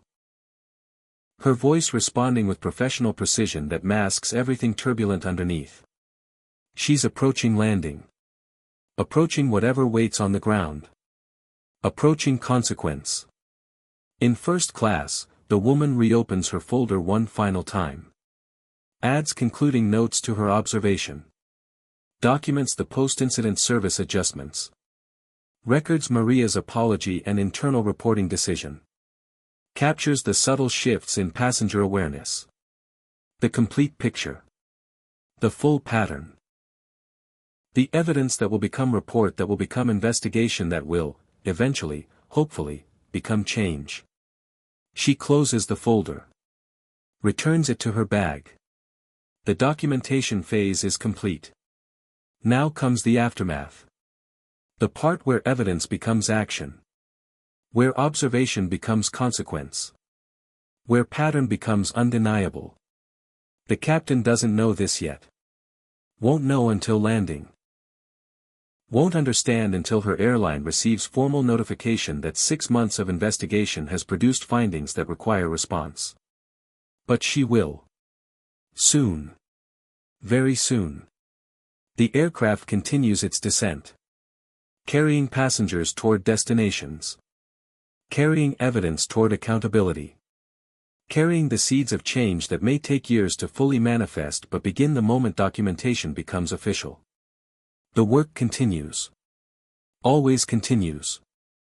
Because someone has to do it. And the woman in row 3, the director, the observer, the authority that institutions didn't recognize until forced to, she's chosen to be that someone. For as long as it takes. The descent steepens. That sensation in the inner ear that announces approach. Outside the windows, clouds materialize from nothing, first wisps, then layers, then the thick gray mass that London morning typically provides. The captain's hands are steady on the controls now. Not because anxiety has resolved. It hasn't, but because landing requires absolute focus. Personal crisis becomes irrelevant when you're managing 280,000 pounds of aircraft through weather toward a runway you can't yet see. She's good at this part. Has always been good at compartmentalization. At setting aside everything that doesn't serve immediate operational need. It's a survival skill. Pilots who can't separate emotion from duty don't remain pilots long. But underneath the professional focus, dread accumulates. Because descent means arrival. Arrival means whatever consequences wait on the ground become real. Become unavoidable. Become the reality she'll have to navigate instead of just fear she can postpone. The first officer monitors instruments. Calls out altitudes. Maintains the practiced rhythm of landing coordination that requires both crew members functioning in perfect synchronization. They break through clouds at 3,000 feet. London spreads below. Grey city under grey sky, the Thames cutting through like a silver thread, Heathrow's runways approaching with geometric precision. Cleared to land, runway 27 left, air traffic control confirms. Cleared to land, 27 left, the captain repeats. Her voice steady. Professional. Revealing nothing of the storm inside. The aircraft aligns. Descends. The runway grows from distant stripe to imminent reality. Wheels kiss concrete in that controlled collision that somehow never stops feeling like barely managed violence. Touchdown. Thrust reversers engage. Deceleration presses passengers forward against seatbelts. The aircraft slows. Rolls. Turns onto the taxiway toward whatever gate assignment they've been given. In first class, passengers stir. Stretch. Retrieve phones. Begin the transition back into whatever identities wait for them on the ground. The collective exhale of arrival. The relief of returning to solid Earth after hours suspended in space. The woman in row 3 doesn't stir. Sits exactly as she's sat for the last 9 hours. Spine straight. Hands composed. Face revealing nothing except careful, maintained neutrality. But inside, calculation runs. Because landing isn't conclusion. Landing is commencement. Landing is when evidence becomes action. When observation becomes consequence. When the real work begins. Her phone vibrates. The encrypted one. She extracts it. Reads the message that's been waiting for wheels down. Landing confirmed. Legal has transmitted formal notification to carrier executive team. Expect immediate escalation. Your debrief scheduled 1400 hours local time. Transport arranged. Hotel confirmed. Media protocols in effect, maintain silence on all aspects. She reads it twice. Then closes the phone and returns it to her pocket. It's begun. The machinery of accountability is moving. Right now, this exact moment. Airline executives are receiving notification that 6 months of federal investigation has produced findings requiring immediate response. Right now, legal teams are being summoned. PR departments are being activated. Management is beginning to understand that what seemed like routine operations actually contain patterns of discrimination documented by federal oversight. Right now, the captain's interaction in first class is being contextualized. Not as isolated incident but as pattern confirmation. As evidence that 17 previous complaints weren't fabrications or exaggerations but accurate descriptions of institutional culture. The aircraft reaches its gate. Connects to the jetway with that solid thunk of metal meeting metal. The seatbelt sign chimes off. Passengers stand immediately with that collective urgency that makes no sense but characterizes airline deplaning anyway. The cockpit door opens. The first officer emerges first, positioning himself at the exit. Thank you for flying with us. Safe travels. Enjoy London. The practiced script. The same words offered on every flight. As if this flight was routine. As if nothing happened that will change everything. Then the captain appears. She stands in the cockpit doorway. Scanning first class one final time. Her eyes find row 3. Find the woman who's now standing, retrieving her carry-on, preparing to deplane like any other passenger. Their gazes meet across the distance. The captain's face does something complicated. Not quite apology again, that was already offered. Something more like recognition. Like acknowledgement that this interaction will define her. Will stay with her. Will change how she sees every passenger, every assumption, every moment when belonging gets questioned. The woman sees this. Nods once. Small gesture. Not forgiveness, that's not hers to grant.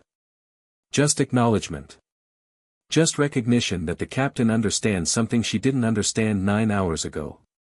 Safe travels, the captain says quietly. You as well, the woman replies. Then she's moving.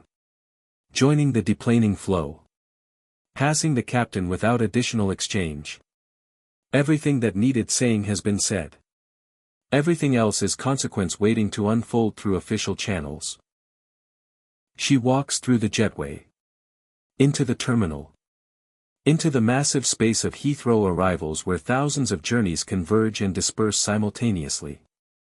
Behind her, though she doesn't know this yet, though she won't learn it for another 3 hours, the captain receives a message on her crew tablet.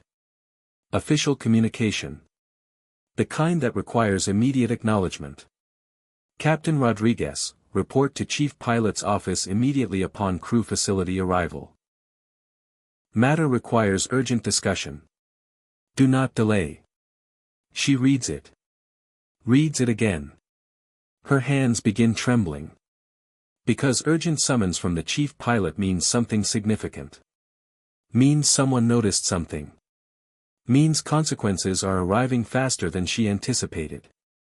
She doesn't know yet that her airline received formal DOT notification 30 minutes ago. Doesn't know that 6 months of investigation just became official proceedings. Doesn't know that her interaction with the passenger in row 3 was an unfortunate coincidence but documented observation in federal case. Doesn't know that 17 previous complaints have been confirmed through direct federal witness. Doesn't know her career just changed in ways she can't yet imagine. She will. Within hours. But right now, she just knows that urgent summons means nothing good. Maria, the senior flight attendant, receives similar message. Less formal. But clear. Maria Santos, crew supervisor requires interview regarding flight, redacted. Report to administrative office following standard post-flight procedures. She reads it with growing dread. Because interview requests don't happen for routine flights. They happen when something needs investigating. When someone needs to provide statement about something that occurred. She knows what this is about. Knows exactly what incident requires her interview. Knows that her silence during the captain's challenge, her proximity without intervention, is now part of official record that requires explanation. She filed her internal report. Documented what she witnessed. Accepted responsibility for her inaction. Now she'll face whatever consequences institutional review determines. Around them, the crew disperses. Heading toward customs, toward crew facilities, toward whatever post-flight routines mark the end of duty. Most unaware that this flight was different. That observation occurred. That evidence was gathered that will eventually affect them all through policy changes and training updates and the gradual institutional adjustment that follows federal findings. The woman clears customs efficiently. The officer recognizes her credentials. Waves her through with professional courtesy. No questions. No delays. Just acknowledgement that federal oversight deserves expedited processing. She retrieves her checked bag. Exits into the arrivals hall where drivers hold signs and families reunite and the chaos of international arrival unfolds in every language simultaneously. A man in dark suit stands near the exit. Holding no sign. Just standing with the particular stillness of someone waiting for a specific person. Security detail. Government transport. He makes eye contact. Nods. She approaches. Director, he says quietly. Car's just outside. We'll take you to your hotel. Debrief is scheduled for 2 p.m. at the embassy annex. She nods. Follows him through automatic doors into London Grey. Into the waiting sedan with diplomatic plates. Into the machinery of official process that will transform her documentation into formal findings. The car pulls away from the terminal. Heading into the city. Carrying evidence toward consequence. Behind them, still in the terminal, still processing what urgent summons means. Captain Rodriguez walks toward crew facilities with steps that feel heavier with each meter. Walks toward conversation that will change everything. Walks toward understanding that what happened in first class wasn't isolated mistake but pattern confirmation. Her phone vibrates. Text from the first officer. Whatever this is about, you'll get through it. Call me if you need to talk. She doesn't respond. Can't. Because she's beginning to understand. Beginning to piece together why federal director was on her flight. Why her challenge was documented. Why everything she did was probably exactly what investigation needed to confirm. Her hands tremble again. In the sedan heading toward central London, the woman opens her briefcase. Extracts the black folder. Reviews her documentation one final time before official debrief. Everything is there. Every observation. Every interaction. Every detail that transforms individual incident into pattern confirmation. Her phone vibrates. New message from her supervisor. Media has the story. Guardian running piece in morning edition. Telegraph following. CNN reaching out for comment. Hold all statements. Press office handling communications. Your identity remains protected under oversight protocols. She reads this without surprise. Of course media has it. Federal investigations of major airlines always generate coverage. The question is whether coverage produces actual change or just temporary scrutiny that fades when the news cycle moves on.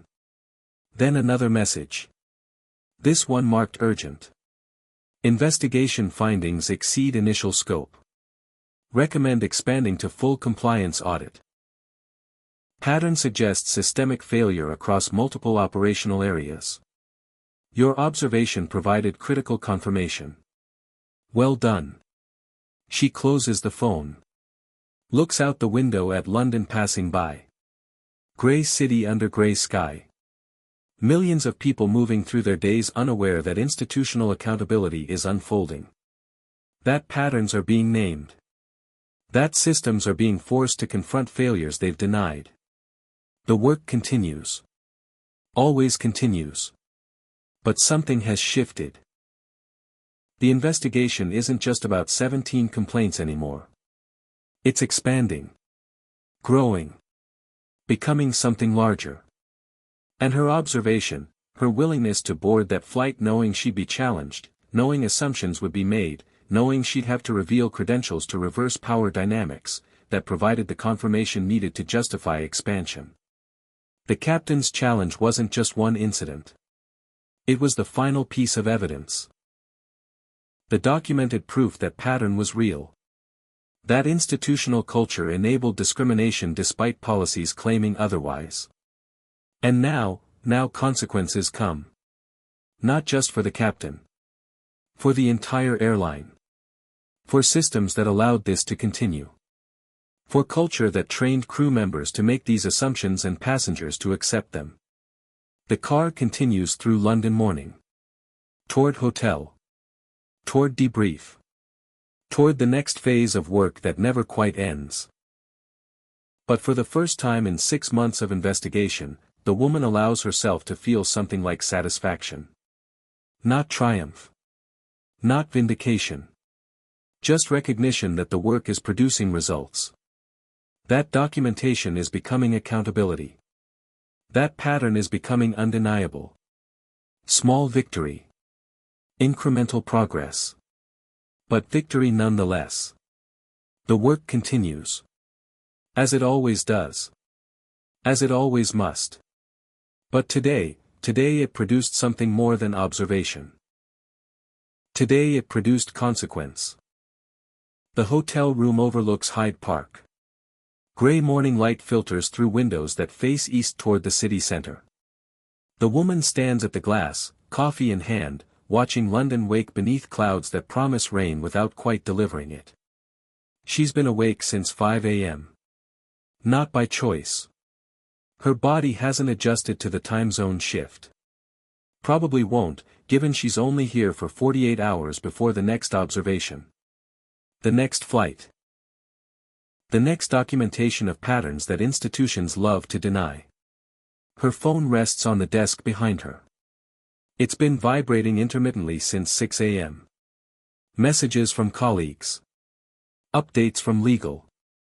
Media inquiries routed through press office with notes that she is not to respond directly under any circumstances.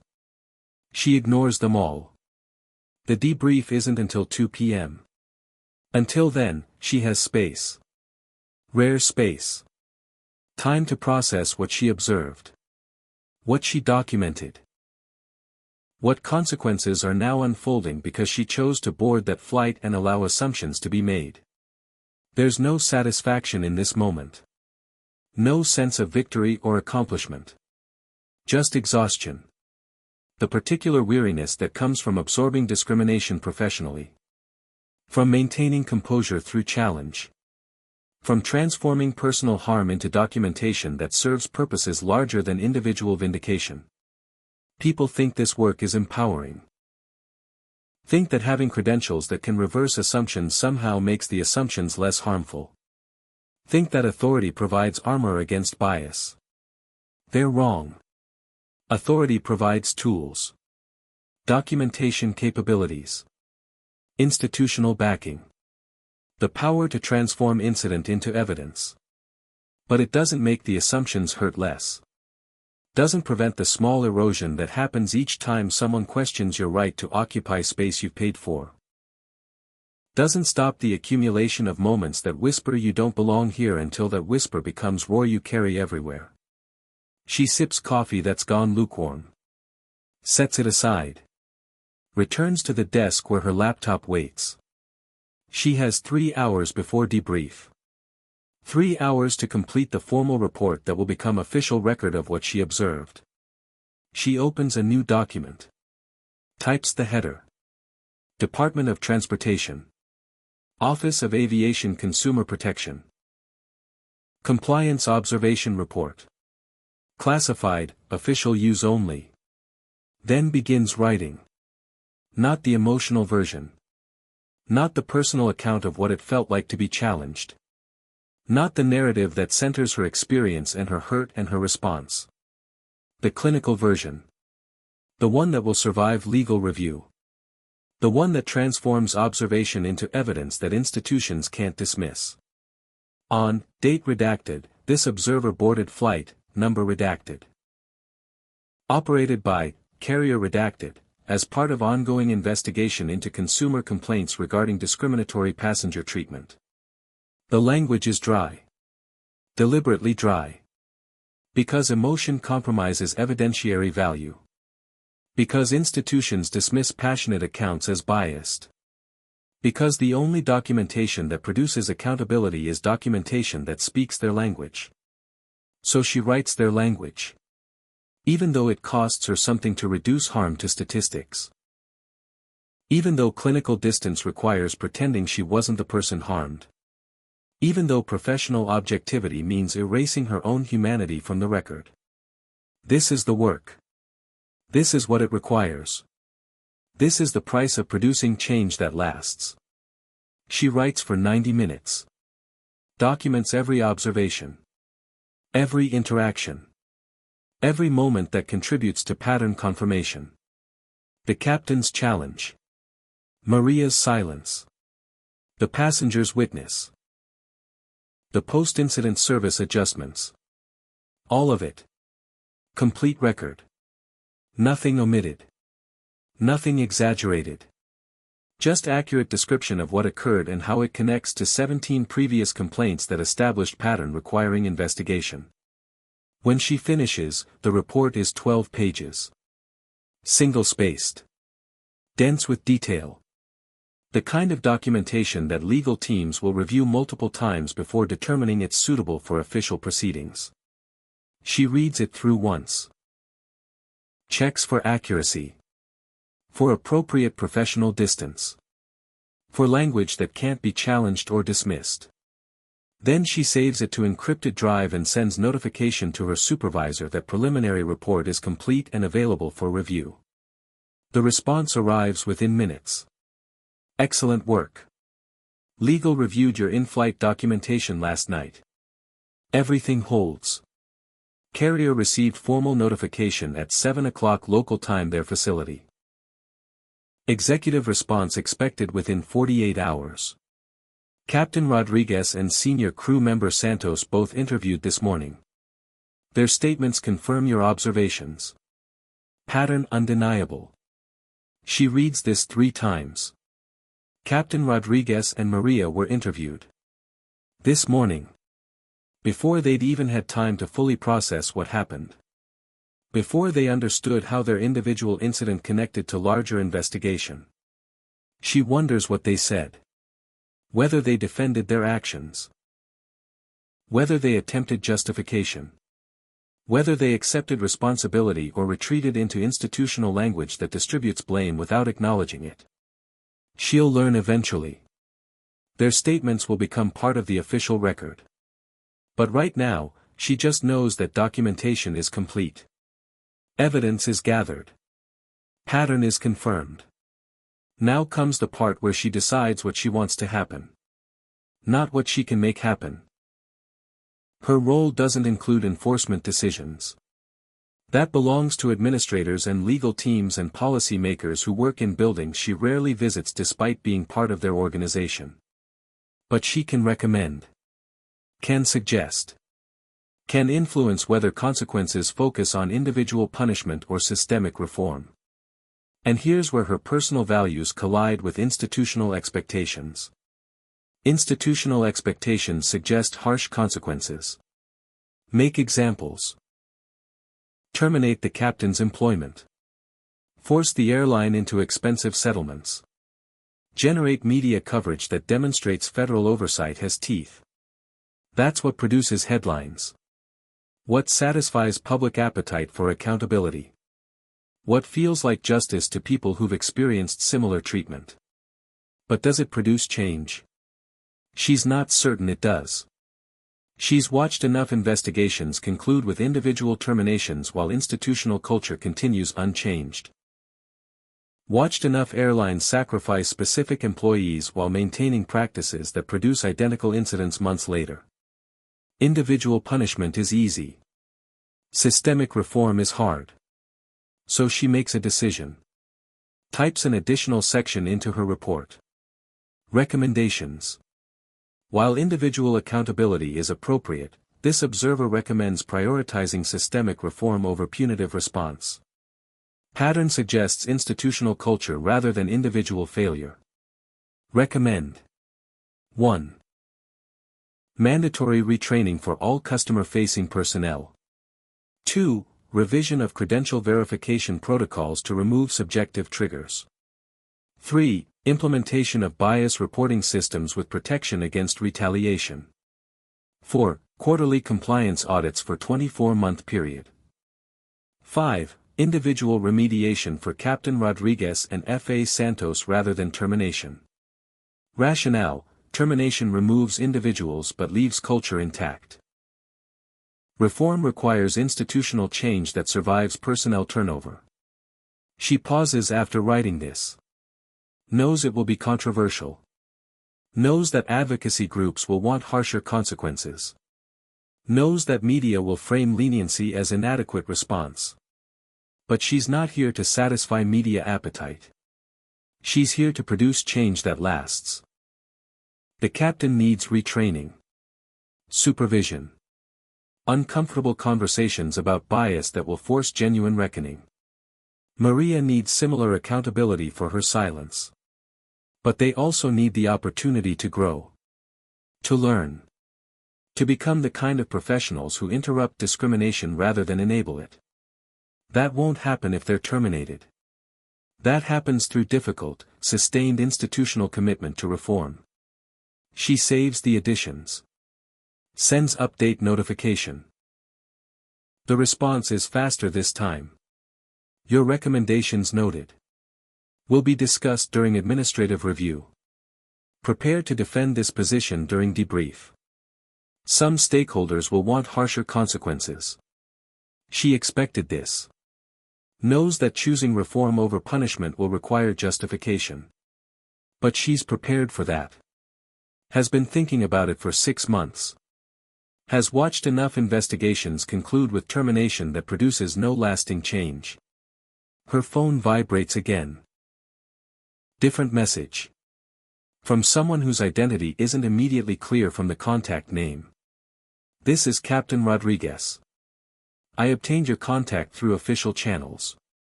I don't expect response.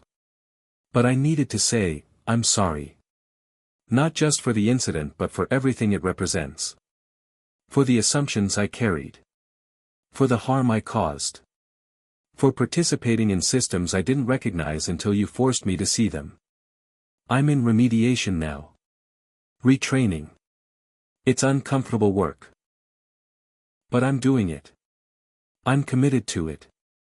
Thank you for not destroying me while still holding me accountable. I'm trying to deserve that choice. The woman reads this several times. She's surprised the captain reached out. Surprised she obtained contact information. Surprised she's willing to acknowledge harm this explicitly. Most people don't. Most people retreat into defensiveness. Convince themselves the incident was misunderstanding. That their intentions were good even if impact was harmful. That they're victims of overreaction rather than perpetrators of discrimination. The captain isn't doing that. The captain is sitting with discomfort. Doing the work. Accepting accountability while working toward growth. That matters. The woman types a response. Brief. Professional. But genuine. Your recognition is noted and valued. The work of examining bias is difficult. Continue it. Use this experience to become the professional who interrupts discrimination rather than enables it. That's the best accountability, transformation that prevents future harm. She hits send before she can reconsider. Then she closes her laptop. Stands. Returns to the window overlooking Hyde Park. Below, London moves through its morning. People walking. Traffic flowing. The ordinary rhythm of city life where millions navigate their days unaware that accountability is unfolding. That systems are being examined. That patterns are being named. The work continues. As it always does. As it always must. But sometimes, rarely, but sometimes, the work produces more than documentation. More than evidence. More than the clinical record of institutional failure. Sometimes it produces genuine recognition. Genuine commitment to change. Genuine possibility that harm won't repeat because someone chose growth over defensiveness. Small possibility. No guarantee. But possibility nonetheless. And in this work, this grinding, exhausting, often thankless work, possibility is enough to continue. The woman stands at the window. Watching gray city under gray sky. Carrying the weight of documentation that will become accountability. Carrying the burden of patterns she spent 6 months confirming. Carrying the responsibility of deciding whether consequences produce punishment or produce change. Choosing change. Deliberately. Consciously. Because punishment feels satisfying but change creates futures where this work becomes unnecessary. The work continues. Today. Tomorrow. Next week. Next month. For as long as systems require observation. For as long as institutions need accountability. For as long as patterns persist that make belonging conditional on appearance rather than right. She'll continue doing it. Bearing the weight. Absorbing the harm. Transforming experience into evidence. Because someone has to. And she's chosen to be that someone. For as long as it takes. 3 weeks after the flight, the story breaks. Not dramatically. Not with front-page headlines. Just a careful article in The Guardian's transport section. Federal Aviation Oversight expands investigation into passenger treatment discrimination. The piece is legally vetted. Cautious. Names no specific airline, no specific personnel, no specific incidents. Just confirms that the Department of Transportation has launched formal proceedings examining passenger treatment patterns across international carriers operating U.S. routes. Buried in paragraph 8, the investigation was reportedly prompted by accumulated documentation of passengers of color being questioned about their right to occupy premium cabin seating despite valid ticketing. The article runs online first. Gets modest traffic. Gets picked up by aviation industry publications within hours. By the next morning, major outlets follow. CNN. BBC. Reuters. Each adding their own framing, their own context, their own speculation about which carriers face investigation. By day 3, the story has legs. Social media fills with passenger accounts. People sharing their own experiences. Their own moments of being challenged. Their own assumptions made about whether they belonged. The pattern becomes visible. Not through one dramatic incident but through accumulation of shared experience. Through the collective recognition that what seemed like isolated moments were actually symptoms of systemic problem. Captain Rodriguez watches this unfold from her living room. She's been suspended pending remediation completion. Not terminated, the DOT recommendations included continued employment contingent on successful retraining. But suspended. Removed from duty. Given time to do the uncomfortable work of examining bias she didn't recognize she carried. She reads the articles. All of them. Reads the comment sections where people debate whether this is overreaction or long overdue accountability. Reads the social media threads where her incident, never named but clearly referenced, becomes case study. In how bias operates through polite language and procedural justification. It's humbling. Humiliating. Necessary. She's 2 weeks into intensive retraining now. 16 hours of workshops about implicit bias, structural racism, the gap between intent and impact. Another professional, a black pilot who's navigated exactly the assumptions Rodriguez unconsciously held, serves as her mentor. Their first conversation was excruciating. Listening to her mentor describe experiences of being questioned. Of having to prove credentials. Of navigating spaces that constantly communicated you don't belong through 1,000 small signals. Rodriguez recognized herself in those stories. Recognized the assumptions she'd made. Recognized how she'd participated in systems that harm without recognizing she was participating. The recognition hurt. Still hurts. But it's producing something. Some shift in how she sees passengers. How she processes initial assessments. How she questions her own judgments before acting on them. Growth is uncomfortable. But it's happening. Maria, the senior flight attendant, undergoes similar process. Her suspension is shorter. Her role was silence rather than initiation. But silence enabled harm. Proximity without intervention communicated acceptance. She's learning about bystander intervention. About how to interrupt discrimination without escalating situations. About using her seniority to create culture where crew members feel empowered to challenge problematic behavior even when it comes from captains. It's changing her. Changing how she sees her role. Changing what she considers part of her professional responsibility. The airline itself faces consequences beyond individual suspensions. Federal oversight mandates comprehensive policy review. Retraining for all customer-facing personnel. Implementation of reporting systems that protect employees who flag discriminatory behavior. Quarterly audits for 2 years. Substantial fines. The kind of institutional accountability that costs money and requires sustained attention and can't be dismissed once media moves to next story. Executives hate it. Legal teams protest. But the documentation is undeniable. 17 complaints confirmed by direct federal observation. Pattern too clear to dismiss. Evidence too thorough to challenge. So the airline complies. Begins reform. Implements changes that will take years to fully embed into culture but represent genuine attempt at systemic improvement. And passengers notice. Slowly. Gradually.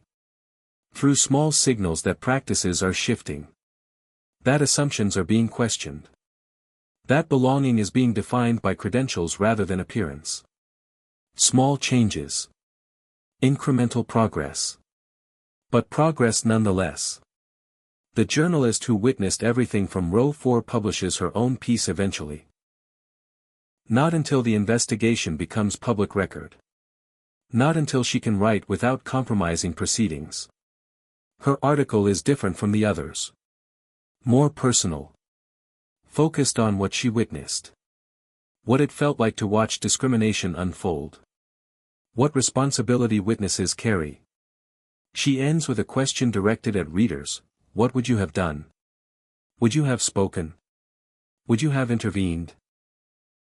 Or would you have looked away because engagement felt too uncomfortable, too risky, too complicated? The question generates discussion. Debate. Self-examination. The kind of public processing that extends awareness beyond a specific incident to broader patterns. That's what the woman wanted. Not punishment. Not vindication. Not personal recognition. Her identity remains protected under oversight protocols. Just awareness. Just recognition. Just the social conversation that makes invisible patterns visible. That makes normalized bias questionable. That makes systemic problems undeniable. The conversation happens. Messily. Imperfectly. With all the defensiveness and resistance that characterizes any discussion about race and power and institutional failure. But it happens. And happening, even uncomfortable, resistant happening, is progress. 6 weeks after the flight, the woman boards another aircraft. Different airline. Different route. Same careful observation. She settles into first class. Row 2 this time. Window seat. Her black folder rests on her lap. Same embossed initials. Same authority she'll reveal if assumptions get made. A flight attendant approaches. Young. Nervous. New enough that training is still fresh. Welcome aboard, ma'am. May I offer you water? Champagne. No hesitation in her voice. No extended visual assessment. Just service offered equally, professionally, without the pause that suggests internal calculation about whether passenger matches expected profile. Water would be lovely. Thank you. The attendant pours. Sets the glass down with practiced care. Moves on to the next passenger. The woman notices. Documents mentally. Not because it's remarkable, equal service shouldn't be remarkable. But because it suggests something. Some shift. Some training adjustment or cultural change or individual crew member who doesn't carry the assumptions that characterize the previous observation. Small moment. Possibly meaningless. One interaction doesn't prove pattern. But it's something. And in this work, small somethings accumulate into larger shifts. The aircraft fills. The captain emerges for cabin inspection. Older this time. White male. Conventional image of authority. He scans first class. His eyes pass across the woman in row 2 without pausing. Without assessing. Without calculating whether she matches some internal model of premium cabin passenger. He just sees passenger. Properly seated. Preparing for flight. No challenge. No credential request. No assumption that needs correcting. The woman marks this too. Knows it's one data point. Knows she can't extrapolate broad conclusions from single observation. But still. It suggests possibility. Suggests that investigation produced something. That 17 complaints plus 1 documented observation plus months of accountability produced enough pressure that behavior is adjusting. The aircraft doors seal. The familiar pneumatic hiss. The captain's voice emerges from overhead speakers, different captain, different voice, but same professional calm announcing departure procedures. The woman opens her folder to a clean page. Begins fresh documentation for this observation. This flight. This contribution to ongoing work of ensuring institutions remain accountable to standards they claim to uphold. The work continues. As it always does. As it always must. But something has shifted. Slightly. Subtly. Not transformation. Not revolution. Just incremental adjustment that suggests accountability produces response even when response is imperfect. Small victory. Modest progress.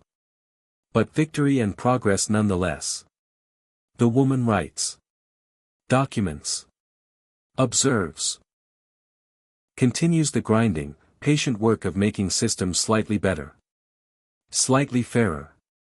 Slightly more consistent with the values they claim but don't always practice. The aircraft rolls toward takeoff. Accelerates. Rotates. Leaves Earth. And she rises with it. Carrying her folder. Carrying her authority. Carrying the responsibility of observation that never quite ends because systems never quite stop needing accountability. But today feels slightly different. Slightly lighter. Slightly more like the work is producing something beyond just documentation. Today feels like possibility. And in this work, possibility is enough. 8 months after the incident, Captain Rodriguez returns to active duty. Not immediately to international routes. Not immediately to first-class services. She starts with domestic short-haul. Regional flights. The kind of assignments that rebuild confidence while maintaining oversight. Her first flight back, she stands at the gate during boarding. Watching passengers. Monitoring her own reactions. Questioning every initial assessment. Every assumption. Every moment when her brain tries to categorize who belongs and who needs verification. It's exhausting work. This constant self-interrogation. This refusal to trust automatic judgments. This deliberate pause before acting on instinct she's learned to recognize as unreliable. But it's necessary work. And she does it. A black woman boards. Business casual attire. Carry-on and briefcase. Heading toward first class. Rodriguez feels the familiar assessment beginning. That automatic calculation about whether the woman matches expected profile. That unconscious trigger that wants to verify credentials. She catches it. Recognizes it. Lets it pass without acting. The woman settles into her seat. No one questions her. No one asks for boarding pass. No one makes assumptions about whether she belongs. Just service. Equal service. Service determined by ticket class rather than appearance. Rodriguez watches this. Feels something release in her chest. Not pride exactly, she doesn't deserve pride for doing what should be baseline professional conduct. But something. Some recognition that growth is possible. That learning is real.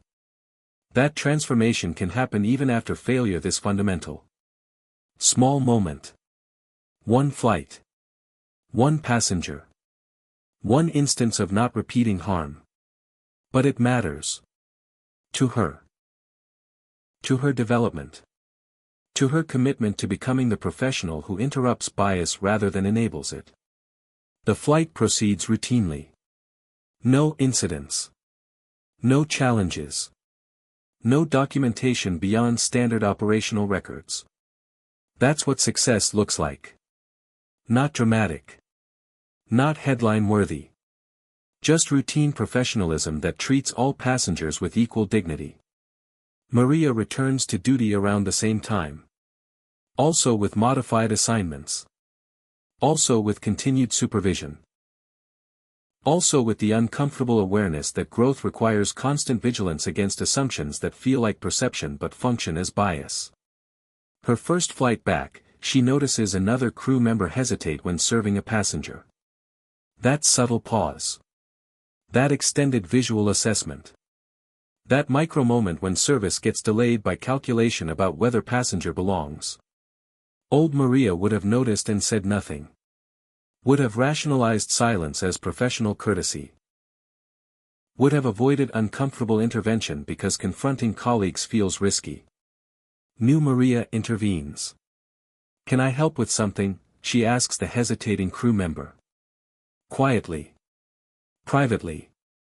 Not accusatory but interrupting the pattern before it becomes action. The crew member startles. "No, I was just." "I noticed your pause," Maria continues. "We've all done it. But we're working on awareness now. On catching those assumptions before they become challenges." The crew member flushes. Recognizes what Maria recognized. Serves the passenger without further delay. Small intervention. Brief exchange. No drama. No public call-out. Just gentle interruption that redirects behavior before harm occurs. That's what changed culture looks like. Not policy manuals or training certificates. Actual humans interrupting actual patterns in actual moments. It's imperfect. Incomplete. Some crew members resist. Some resent the changes. Some comply with policy while maintaining private beliefs unchanged. But enough people commit. Enough people do the work. Enough people accept that discomfort is temporary but harm is lasting. And slowly, frustratingly slowly, culture shifts. The woman continues her observations. Flight after flight. Month after month.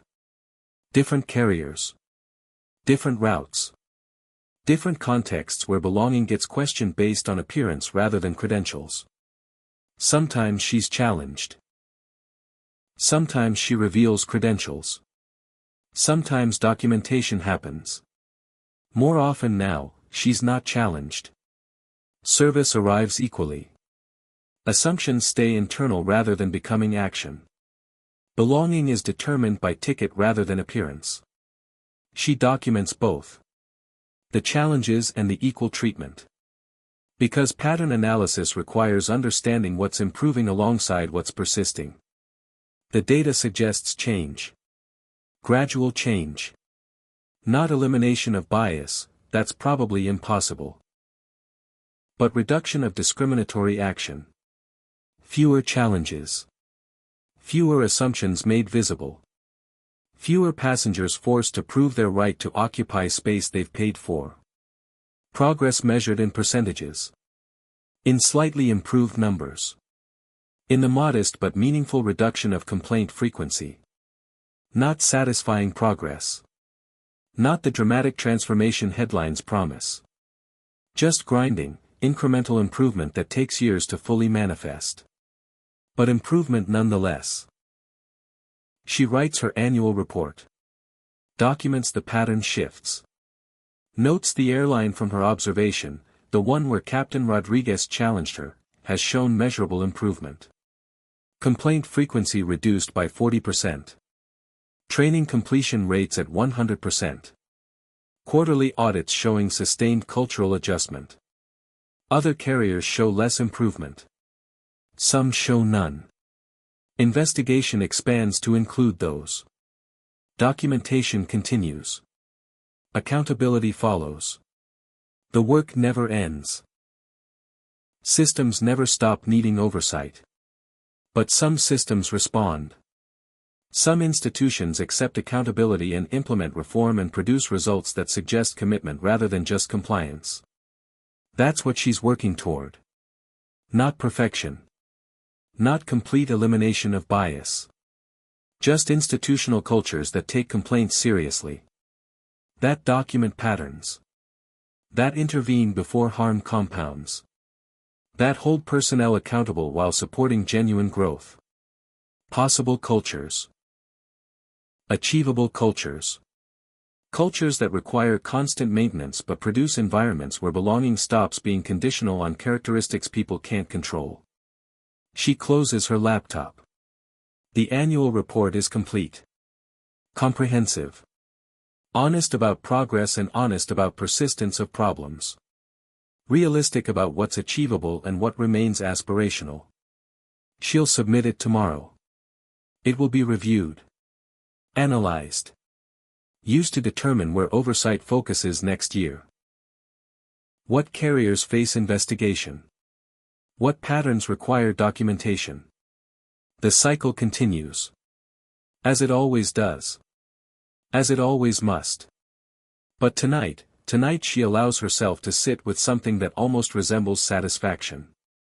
The captain learned. Maria learned. An airline changed practices. Passengers experienced fewer challenges. Culture shifted measurably even if incompletely. Small victories. Incremental progress. Not the dramatic transformation that makes satisfying stories. But real change that improves real lives in real ways. That's enough. Has to be enough. Because the alternative, giving up because change is slow, means accepting systems that produce harm indefinitely. She won't accept that. Refuses to accept that. Will continue this work for as long as it takes. 2 years after the incident, Captain Rodriguez and the woman encounter each other by chance. Airport terminal. International hub. Rodriguez is crew positioning to her next assignment. The woman is between observations. Their eyes meet across the crowded space. Recognition is immediate. Mutual. Rodriguez hesitates. Considers walking past. Avoiding the discomfort of direct encounter. But something in her has changed enough that avoidance feels like regression. She approaches. Director, she says formally, Captain, the woman replies. They stand in awkward proximity. Two people whose lives intersected briefly but intensely. Who shaped each other through confrontation that neither sought but both needed. I wanted to thank you, Rodriguez says. Not loudly. Just between them. For choosing accountability over destruction. For recommending remediation over termination. For giving me the opportunity to learn rather than just suffer consequences. The woman considers her response carefully. The goal was never punishment, she says. The goal was change. You did the work.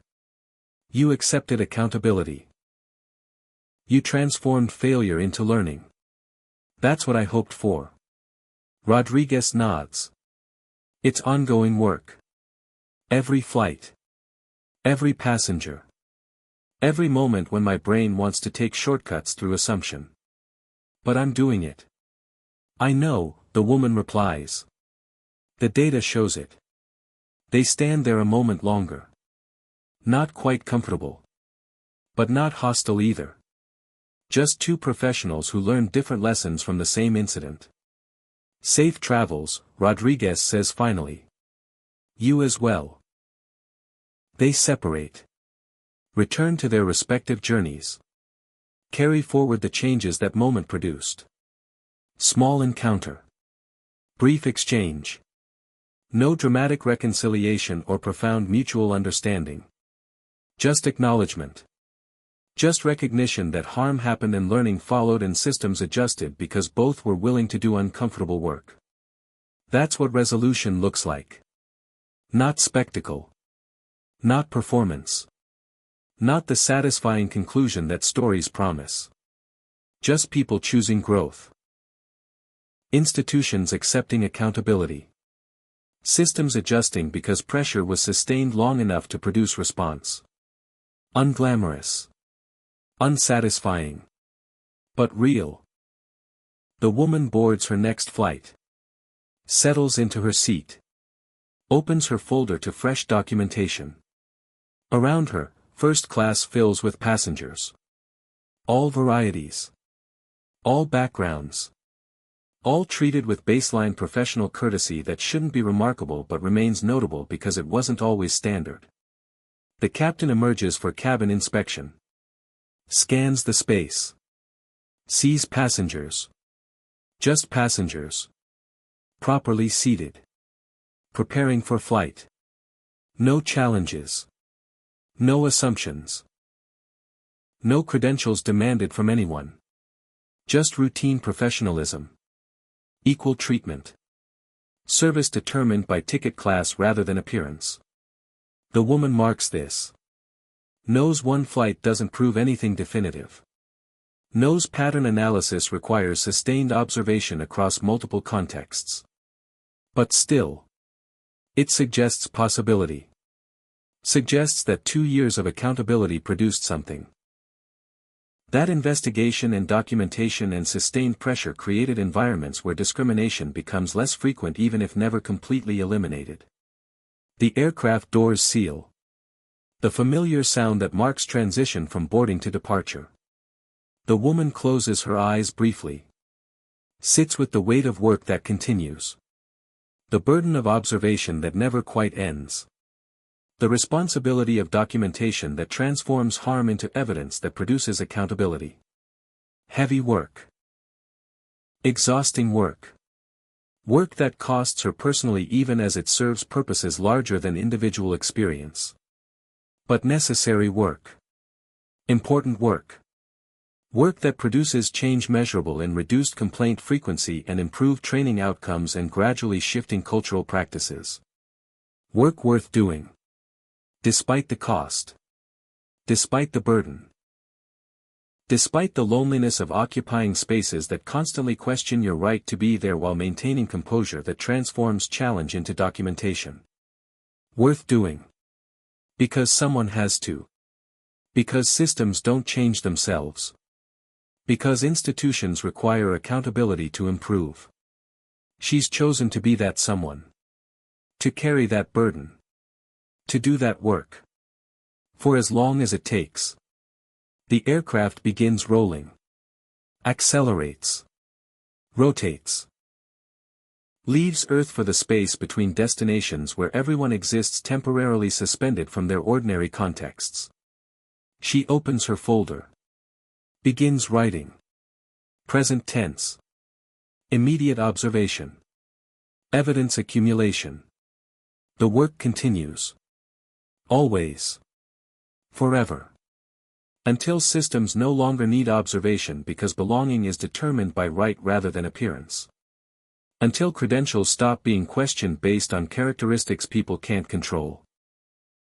Until first class becomes space where everyone properly ticketed receives equal treatment. That day hasn't arrived yet. May not arrive in her lifetime. May require generations of sustained pressure and documentation and accountability.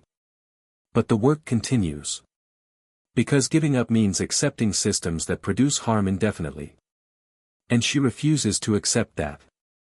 So she writes. Documents. Observes. Contributes to the slow, grinding accumulation of evidence that produces change too gradual to photograph but real enough to measure.